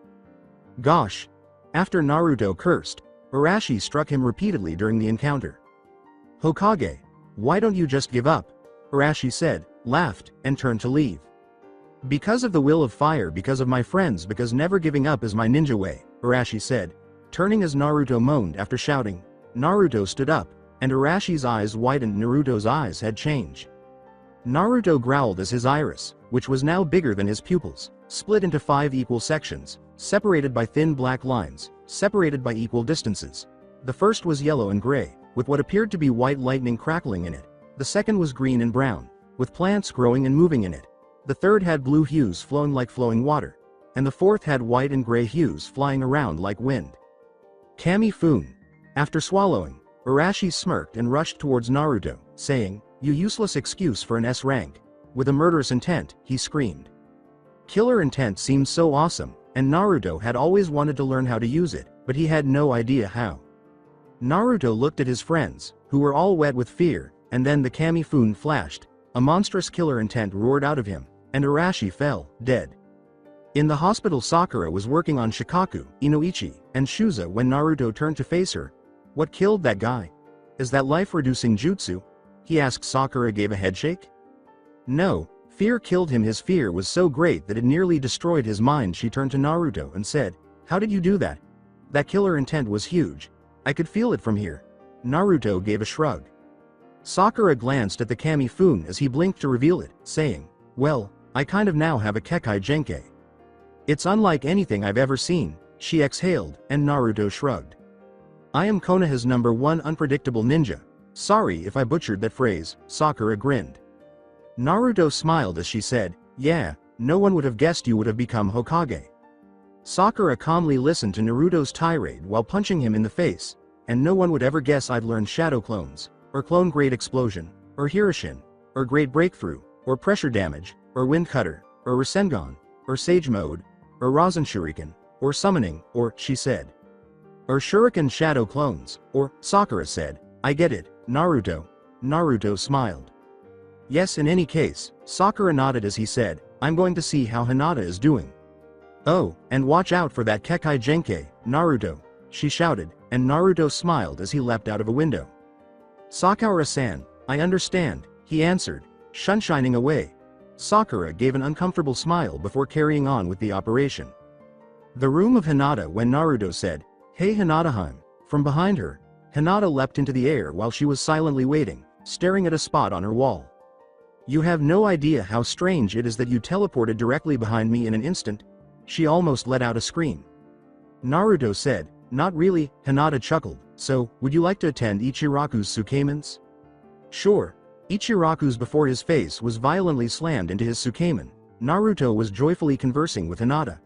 "Hey, Dobi. Now I'd like to be a ninja," Suigetsu shouted, and after wiping himself clean, Naruto arched an eyebrow. "You called me Dobi, but why?" he said icily. Suigetsu answered, "The Teme always called you that." Naruto chuckled. "I also called him by that nickname," he cried out. "Excellent." Suigetsu curtly replied. "I don't care." Naruto turned back to his soup after creating a shadow clone and instructing it to get Suigetsu a forehead protector because he was now a Chunin. "Are you okay, Naruto?" Hinata inquired, and although Naruto appeared more tense, he nodded. "Indeed, Hinata-chan, I'm doing perfectly fine." After his face was smashed into his soup once more, Naruto stood up and said, "Hey, now I'm expected to be a ninja." Naruto sighed as Karen screamed. His face was smashed into his soup once more, and Naruto wasn't going to be kind this time. "Later," he said, his voice laced with anger. Karen was flung into the sunset with a single blow. Guy and Lee were practicing their sunset genjutsu when Karen landed next to them. "Guy-sensei. I was referring to this friend of mine," Lee exclaimed joyfully. "Wow. How young, to have the ability to perform flying ninjutsu." Karen's perspiration stopped. "Are these guys crazy?" she asked herself before beginning to back off. Karen-chan. Where are you heading? Karen went pale as Lee asked. Well, let me demonstrate my new jutsu for you, all it needs is a running start, she said. Then she began to run. Karen laughed and said, morons, while Lee and Guy continued to smile. Later. That's a really long start. Gazing into the distance, Guy uttered those words. There must be information about my dojutsu somewhere, he thought, and hurried to the back. In the Jonin section nothing, Chunin section nothing. Naruto grinned broadly, looking up at the sky before shining into the library. What's the matter, Naruto? Kakashi inquired, and Naruto gave a nod. I am unable to locate any information regarding my dojutsu. Kakashi gave Naruto a look as he spoke. Naruto smiled and said, if it's from your dad's side, I can tell you about it. Really? Kakashi looked into it as he turned Kami Fun on. The Fun Kami, it can kill people just by staring at them, and if you have enough chakra control, it can make them forget their memories out of fear. Additionally, Naruto's Kami Fun transformed into his Sharingan as he displayed it. It can copy other dojutsu. Better vision, faster perception, and something truly unique are all benefits of it. Naruto's eyes brightened. What? Kakashi's disguise changed. Naruto scowled as he said, well, it alters your element to do other things. What? Kakashi gave a shrug. The Thunder God flying technique. It creates a space-time paradox by using the Kami Fun to change reality so that lightning moves faster than light. Since you're wind, you could create liquid air, solid wind, etc., etc., Naruto said, his eyes expanding to the size of dinner plates. No, that's not totally accurate. Naruto's mouth fell open. Usually, your element is changed to the point that it is no longer an element, so people with other affinities can use them. How did you find out about this? He exhaled. Kakashi raised a book. Minato's journal. I discovered this in the academy student section, Naruto scolded before spotting a snake outside the library's open doors. He said, hey, Kakashi. Kakashi arched an eyebrow. What? Naruto gestured toward the serpent. Naruto and Kakashi both understood what needed to be done, so they shunned away to get supplies. This village still has some unfinished business to take care of, Naruto said, and Kakashi nodded. After waiting for roughly 5 minutes longer than he had anticipated, Kakashi nodded to Naruto and they started to leave, but Naruto halted just before they reached the gate and asked, who will be the Hokage after we leave? Naruto sighed and made a clone after Kakashi shrugged. He said to it, get someone qualified. Naruto sighed, and they resumed their journey. Orochimaru, there won't be any more Sannin after we kill him, Kakashi shrugged. Naruto sighed as he said, well, Sakura, Sasuke, and you are kind of like Sannin. Yeah, but we'll never replace the originals. You don't want to replace a pedophile, the legendary sucker, and a super pervert? Kakashi inquired, and Naruto chuckled. Truea. Then, for a while, the two kept walking in silence. The two had just finished setting up camp when Naruto moaned wearily and cracked his back. He smiled and then went to the tent to get ready to sleep. Then he heard something, moaned, and got up to leave the tent. It was silent until a kunai rushed towards Naruto, who grabbed it in midair without blinking, his Kami Fun blazing. Then he heard a laugh, and two ninja with sound forehead protectors fell from the trees. Oh, Naruto-san. San, can't you at least call me Senpai, since I'm the Hokage? The group's kunoichi chuckled as Naruto spoke. When did you become Hokage? Both of them went pale as Naruto smiled and held out his palms, saying, since I beat Pain, learned Sage Mode, can do Hirishin and other wind techniques, and killed Kisame. Daitapa, Fuden. Naruto threw a clone to block and intercept the projectiles, and then it exploded. The ninja snarled and threw more kunai after avoiding a blast of wind. Naruto grinned. You simply adore the clone great explosion, don't you? The sound nin's male swallowed. Naruto grinned and said, I heard that takes up a lot of chakra. The kunoichi swallowed and said, I have cage level chakra, with or without Kyuubi or Sage Mode. She muttered, joy. Naruto then jumped up and punched her. You are officially out of the running now, he said icily. I have seals on my fists that let me do Hirishin on anything I punch. The kunoichi chuckled. Raida. Naruto smiled and said, you want to fight too? Then she was knocked out. She was my Jonin apprentice, the shinobi said with a smile. Our group is led by me, Naruto smiled. You'll still lose, you know. Really? Naruto swung a kunai, and the man blocked it with his hand. Naruto raised an eyebrow as the man began to bleed. The two cocky opponents smiled, then ran at each other. Kinjutsu. Yosamu Muramasa Juchi. Forbidden Jutsu. Muramasa 10,000 Cold Nights. Naruto watched as all of the blood dripping from the man's hand turned black and spiraled before a huge sword, about 4 feet long and black like the night sky with stars scattered all around it, materialized in his palm. Naruto grinned. What makes that so fantastic? This blade can stretch, twist, turn, and grow new blades from itself, the man said with a fierce smile. Additionally, it can grow inside of you like a liquid and turn into crows to slice you. They charged at one another once more after Naruto nodded and drew out Samahata. Great. Naruto swung his sword, and the Muramasa absorbed it. Gosh. The man chuckled as Naruto swore, pulled it out, and the Muramasa changed into a murder of crows. Naruto then snarled, made a Rasengan, and slammed it into the ground, sending pieces of rock flying everywhere and striking his opponent. Do you have anything else? Naruto winced as he said, nice genjutsu, before all of the crows swarmed at him, cutting his skin on me, though, it won't work. With a fit of laughter, the man exclaimed, Genjutsu. Genjutsu. Do you genuinely believe this to be genjutsu? Naruto nodded as he laughed. The man howled with laughter. Itachi once did something exactly like this to me. Genjutsu is not this, he screamed. This is ninjutsu. Naruto bit his lip. Kakashi. He yelled. The woods were silent. Kakashi. He snarled as the crows sliced into his flesh and he yelled once more. The man laughed until Naruto lay on the ground in a heap of blood. I really didn't want to kill you, Buddha. With an aura of sheer chakra supporting him, the man gasped as he watched Naruto stand up. White chakra. Naruto smiled, blowing around like the wind. Element God activation. Great wind armor. Kami Fun activation. Daika's Yoroi. The man let out a sigh. Naruto shrugged and asked, what the hell is that supposed to do? The man shivered violently and said, I have no idea. You know, I haven't even introduced myself. I'm Aoi. Why should I care? Aoi smiled. Naruto chuckled and said, you should find out who beats you. But he was secretly thinking, man, have I heard that millions of times before, why would he even try to strike up a conversation? Unless. He yelled, a distraction. And jumped out of the Muramasa blade's path. Hold on, how could I have recognized that? I mean, I would have known that I would be attacked, but I made the perfect leap. His weapon was a shuriken. Speaking of leaping, I felt as though I weighed nothing and was able to jump faster than Lee without his weights. And without my attempting to improve it, that shuriken appears to be enhanced by wind chakra. Aoi blocked the shuriken with a grimace. Then Naruto lunged at him and struck him with a punch. Aoi quickly turned, but then he was launched into the air when his face collapsed, similar to Frog Kata's. Naruto was in awe. Naruto smiled. Aoi groaned. He complained as he stood up and dusted himself off, saying, you Konoha ninjas are such a pain. Then, from 10 yards away, Naruto delivered another blow to him. Nevertheless, it made contact. Aoi was severely injured and bleeding. Then Naruto leapt at him and clenched his fist. That he used to strike the man behind him. Naruto, you dunce! Yelled Kakashi. Aoi used Naruto's wince as an opportunity to slam a fist into his sternum. Naruto flew back, but his wind armor protected him before he struck a tree. It must have also lessened the blow. He pondered. Then he clenched his fists and shot at Aoi.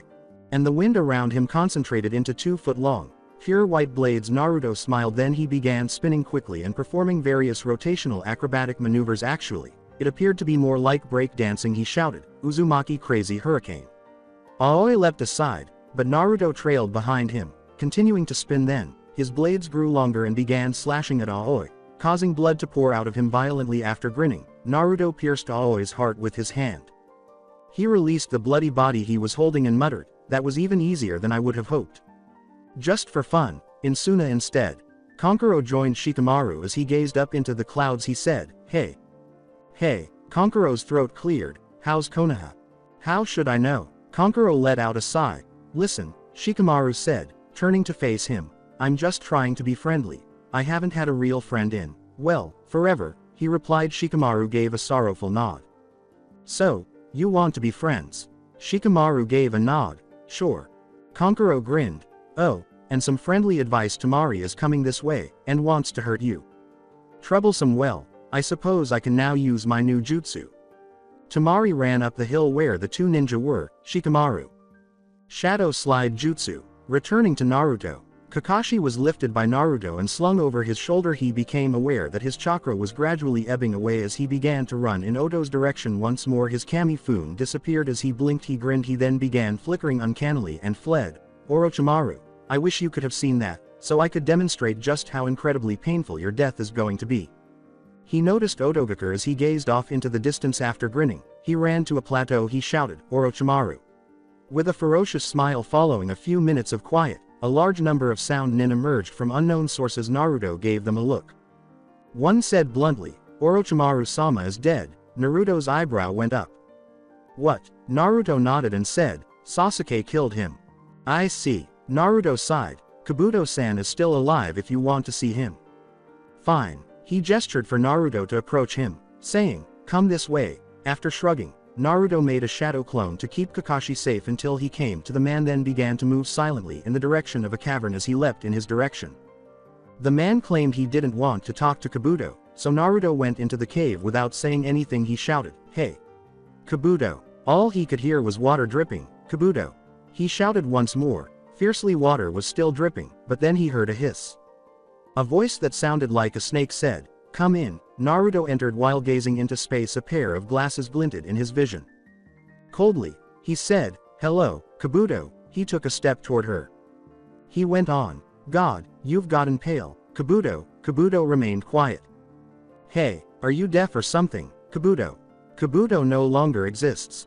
Naruto turned as he went pale. He saw what might have appeared to be a fully grown, gay child of Kabuto and Orochimaru. "I've slowly been absorbing Kabuto and making him my own. Now, I am Orochimaru again."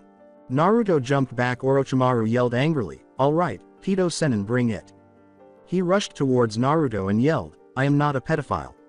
Without hesitation, when Orochimaru spat out a large snake at Naruto, Naruto scowled. After laughing, Naruto chuckled. "Like that will stop a Hokage," Orochimaru adamantly yelled. "Hokage." He let loose a deadly, incapacitating intent. "The third dared to seal away my arms, the fourth dared to take the position that was rightfully mine, and the fifth dared to attempt to kill me." Naruto grinned. Angrily, Orochimaru rushed at Naruto and spat out his Kusanagi, saying, "And now the sixth will dare to kill you." The two enemies started fighting as Naruto slowly removed the Samahata's sheath. The Kusanagi was easily blocked by Naruto.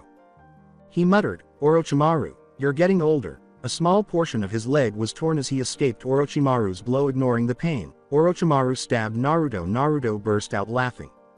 Orochimaru literally and figuratively flew back, steaming. After grinning, Naruto made a Rasengan with seriousness. He said, "Your time has come." Orochimaru growled. "My time isn't ever going to come," he exclaimed as he sprinted quickly in Naruto's direction and took hold of his arm. Naruto frowned. He said icily, "Get your hands off of me." "Or what?" "Or this." Orochimaru turned, but a great breakthrough blasted him away. He stumbled to his feet and fell again. After colliding with Orochimaru with his feet, Naruto struck him in the face with a Rasengan. Orochimaru melted into mud after screaming in pain. An unsettling voice said, "It was an earth clone, Naruto-kun." Naruto let out a sigh. He said, "Darn," then he struck the ground with a palm. Pressure damage. Dust flew everywhere, and a huge crater formed in the ground, so he activated his Kamifun and said, "Now you can't see, Orochimaru." He looked around and saw Orochimaru and said, "But I can." Silently, he pulled out a shuriken, threw it, and then made some seals. Orochimaru was struck by the shuriken after it multiplied. The cave's roof then broke, and Orochimaru leapt out on a gigantic snake. With a sigh, Naruto leapt out, triggering the activation of his great wind armor. "Prepare to die, Orochimaru." Orochimaru hissed, "Never." With a sigh, Naruto held out his hand. Wind release. Pressure damage. Orochimaru was hit by a larger than normal pressure damage. "My wind attacks must be enhanced by the great wind armor," he reasoned, but the majority of the blow was simply shrugged off by Orochimaru's snake. Naruto scowled. Then, without causing any harm to the snake, he used a great breakthrough that sent it flying. Orochimaru remarked, "Ah, Naruto-kun, you have more potential than even Sasuke." He somehow made it sound insulting even though it was a compliment. Naruto laughed. "You have no idea." Orochimaru frowned, and a clone of himself was spit out by his snake. After smiling, Naruto leapt in the direction of the snake and conjured up a number of shadow clones, all of whom punched the snake. Orochimaru chuckled, punching. "What's that going to do?" Naruto displayed his still clenched fist, revealing a tiny Hiroshima seal on each knuckle. "Quite a bit, actually." As Naruto leapt back and produced hundreds of clones, Orochimaru arched an eyebrow. Then he saw flashes of yellow and what seemed like an endless series of explosions on his serpent. He yelled, "What are you doing, Uzumaki?" Naruto smiled. Michael Jackson could have been made to appear black again by Orochimaru's clone great explosion and flying thunder god technique. Naruto laughed, but he was dying on the inside. The Kyuubi gazed icily at Naruto as he fixed his gaze on his eyes. "You need my power." "No, I don't." Kyuubi growled before letting loose a huge murderous intent. Naruto just approached Kyuubi and struck it. It formed again, furious as ever. After exploding into a cloud of chakra bubbles unfazed, Naruto just unleashed a killer intent that was far greater than the Kyuubi's. After howling, the Kyuubi appeared to contract to the size of a fox kit. Naruto approached it. He said, "Pitiful," he curtly remarked. The Lord of Tailed Demons, scared of a human, the fox whimpered, and he turned away icily. After getting to his feet, Naruto wiped away some blood from the corner of his mouth. Then, focusing all of his wind chakra into his fist, he leapt at Orochimaru once more, almost like a gleaming white gauntlet. It began to glow. Then he roared and ran toward Orochimaru. Orochimaru froze before launching a high-flying punch at Naruto. He muttered, "Little pest." Then he was astounded by what he saw. "No way." Smiling like a master observing his apprentice's practice, Naruto was soaring through the air. His words were, "It's over." After racing toward Orochimaru, he refocused his wind chakra on his hand and took Samahata out of its sheath. His momentum kept him in the air even though he was no longer flying. Samahata began to glow ominously. Orochimaru thought, "This is it, I suppose." Naruto made a sword swing. Great wind armor. Masamune Gate to heaven. Orochimaru screamed as the wind slammed into him and began to cut him to ribbons. He was torn apart in a bloody mess by the hundreds of thousands of cuts that appeared on him. Orochimaru let out one last cry before he transformed into a pile of shredded meat. On it, Naruto spat, "Good riddance." Then he clenched his head in pain and screamed. Naruto gazed up at the fox with 9 tails. He yelled, "What did you just do?" Kyuubi grinned ferociously. "By injecting a certain amount of my chakra into your chakra, I've made it so you can no longer use any ninjutsu."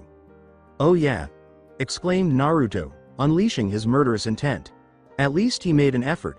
That includes the Kami Fun. I've originally let you use your own ninjutsu so you'd run out and come willingly to me, using more of my chakra. With this pitiful amount, the seal shall not weaken at all, unfortunately, but you can no longer use any chakra." Naruto growled, "How dare you do this?" Kyuubi returned the growl. He began to return to the depths of his cage, saying, "To put it mildly, you've become arrogant, malevolent, almost demon-like, power-hungry." With his fists balled up, Naruto said, "Besides, you need work on your taijutsu." "How can I beat an opponent with only taijutsu?" "You'd better learn quickly, because an opponent is coming now." Angry and dazed, Naruto stood up. "Stupid fox." That was his complaint. Then he noticed his rival. It was a mumbled, "Great." He made an unsuccessful attempt to collect natural energy. He then made an unsuccessful attempt to form a Rasengan. He squinted his eyes. Then he leapt for his adversary. He screamed, "Sasuke," and kicked him before he could respond. After flying away, Sasuke used chakra to affix himself to a tree trunk. Sasuke let out a sigh. "I really don't have time for this," he replied. Naruto smiled. He shouted, jumping back at Sasuke, "Well, you'd better make time." Then Chidori current threw him back. Naruto's nervous system reset itself, causing him to wince and twitch. Sasuke appeared perplexed. He questioned, "What? No ninjutsu?" Naruto smiled. "I don't need ninjutsu to beat someone like you," he yelled. Sasuke asked from behind him, "Really?" Sasuke stabbed a Chidori through Naruto's lungs after he gasped. "We've done this before, Naruto, but this time, I'll kill you," he whispered with a grimace. Naruto let a tiny bit of Kyuubi's chakra heal him. He then sent Sasuke sprawling to the ground after kicking him in the groin. After jumping back, Naruto threw several kunai and created some seals. He thought, "Damn, I can't use shuriken shadow clones." Sasuke just used his katana to block them. Naruto grinned, "But I still have Samahata." Sasuke leapt out of the way as he swung Samahata, which he had taken out. Then Naruto jumped back at him and swung it once more. Sasuke tried using his Kusanagi to block it, but it wasn't very successful. Instead, the Kusanagi broke. The parts flew together once more, magnetically connected. After Sasuke snarled and used Chidori current, Naruto quickly dodged Sasuke's Amaterasu after he leapt at him.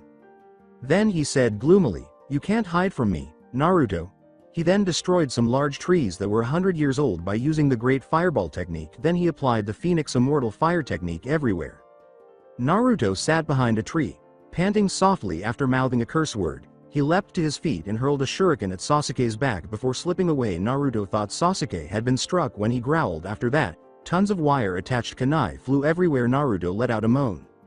Sasuke shouted, "Dragon Fire technique," as a great chunk of the forest erupted into flames. After letting out a sigh, Naruto saw that the air appeared to be quite humid and the ground was steaming. Sasuke laughed.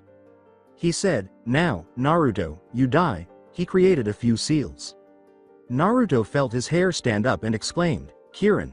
He swallowed and began running away. The whole forest fell away in a blaze of light, leaving behind a massive crater. Naruto gazed at the charred ground in wonder. Wow, he thought. Then he noticed a Chidori on Sasuke's hand as he formed some signs. However, it had a different appearance. It emitted a vast aura of chakra and was glowing both red and blue. Naruto braced himself and waited for the ideal moment to jump as Sasuke smirked and charged at him. Then Sasuke frozen him with a colossal killer intent shot, waiting for the Chidori to kill him. Naruto swallowed. After seeing a blur of gray, Naruto took off, being carried by Kakashi. His words were, "Are you alright?"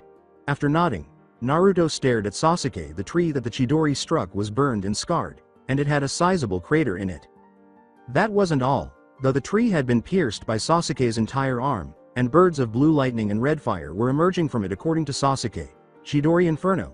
He looked at Kakashi and Naruto. 1,000 birds. When Sasuke charged at them once more, Naruto and Kakashi were startled out of their reverie by the attack. Jugo was up there the entire time, using a cursed seal set of wings to fly, and when Naruto leapt up, he was hurled into the ground after angrily spitting up blood.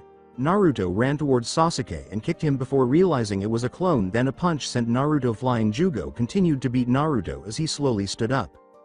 Then Naruto lost consciousness with a soft groan. Naruto slowly regained consciousness. Kakashi by the fire caught his eye. His throat was dry as he asked, "What happened?"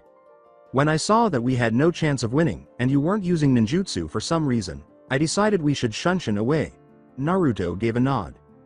Kakashi looked in his direction. He whispered, "Why weren't you using any jutsu?" Naruto let out a sigh. With a sigh, Kakashi said, "The Kyuubi." He then exposed his Sharingan and turned to face Naruto. He turned his head and said, "Ah, the Kyuubi has added some of its chakra to yours, disrupting the flow. Well, it appears that with enough willpower, and by enduring a little pain, you might be able to use a little chakra." Naruto smiled. However, it would greatly weaken the seal, and the jutsu wouldn't have much of a chance of working. Once more, Naruto appeared disheartened. He cried out, "How can I be a Hokage like this?" Kakashi let out a sigh. He tried to reassure Naruto by saying, "Well, think about Lee. He can't and couldn't use a single ninjutsu or genjutsu, yet is now a Chunin." "Yeah, a Chunin. I'm the freaking Hokage," he shouted with a sigh. Kakashi raised some weights. With a sigh, Naruto said, "Then you'd better start working on your taijutsu." He then picked up the weights, each weighing roughly 20 kilograms. After fastening them to his arms and legs, he got to his feet. Then immediately collapsed. He groaned behind his mask. Kakashi appeared to smile and say, "This sucks." Naruto looked at him, his jaw almost hitting the floor, and said, "Lee had those weights when he was only 6. You have got to be kidding me." Naruto sighed, then began to walk cautiously, tripping frequently, saying, "Yeah, you're right, he had those when he was 5. Kakashi also let out a sigh. This might take some time. Naruto gradually figured it out and was able to walk, albeit slowly. Kakashi let out a sigh. "It's times like these we could just skip forward in time." Naruto gave a wink. He gestured to a big hill and said, "But, we can't, so to start, climb that." After 2 weeks after training with 20 kilogram weights, Naruto eventually became proficient with 50 kilogram weights and, much to Kakashi's surprise, the 100 kilogram weights. Naruto's style had also improved significantly, but none of the gates could be opened by Naruto. He was still much more skilled at taijutsu, though, and he had excellent aim when using weapons. Naruto would now begin learning kenjutsu. In Konoha, one renowned Hokage was the 5th. She was a she, a Sannin, and an amazing medic nin. Nobody anticipated that there would ever be a single female Hokage, much less a second. Konan pondered while seated in the Hokage chair, considering a megacure concerning Nagato. She let out a long sigh. What caused the war? It would have been much simpler to sign a peace treaty. She thought a paper clone was working on paperwork when she looked out the window and pondered, "I guess we were all just idiots." Naruto and Samahata repeatedly swung at a tree before growing weary. "Kakashi-sensei, want to take a break for lunch?" he asked. Kakashi said, "Yeah." Naruto placed a sorrowful hand on the tree as he left. "I might never use ninjutsu again, huh?" he replied. Then he saw that there was a big hole in the shape of his hand when he raised it off the tree. Then he saw that chakra was glimmering on his hand. "The fox's chakra is speeding up my chakra production." Then, painlessly, he made some seals and launched a great breakthrough. But the chakra around his hands disappeared. He tried again, but to no avail. He took out a packet and said, "I believe my chakra dilutes the little amount the fox puts in." Pills for soldiers. He drank one, then another, then a third, then Naruto was completely engulfed in green chakra flames. After struggling, Naruto concentrated them into a sort of aura that surrounded him. Then he entered his thoughts. The Kyuubi was waiting and giving him a gloomy look. Naruto gave him a smile. The Kyuubi laughed and said, "Hello, Kyuubi-sama." "Sama? That's more like it," he said courteously. "Will you stop putting your chakra into mine now?" Kyuubi growled. Naruto shrugged and said, "Never." "Very well then." He then activated his Kami-Fun, unleashing a terrifyingly potent murderous intent. Kyuubi chuckled. "Is that all you've got?" Kyuubi gasped and fell to its knees as Naruto tripled the power. Then, as Naruto increased it even further, what appeared to be a Shinigami materialized out of his eyes and used a long sword to stab the Kyuubi. After wailing, the Kyuubi's eyes glazed over and it shivered as it fell to the ground. The Shinigami left Naruto speechless. He was shocked and exclaimed, "What did you do?" Slowly, the Shinigami's mouth opened. "You summoned me by means of the Kami-Fun, and I separated the Kyuubi's soul from its body, and put its soul in hell. It will not disturb you anymore." His jaw dropped. The Shinigami nodded and said, "I summoned a death god? That is one of 3 techniques your Kami-Fun can do aside from better vision, killing killer intent, and distortion of your element. Goodbye." It then disappeared. Naruto exclaimed, "Wow, one of 3? Naruto, meh."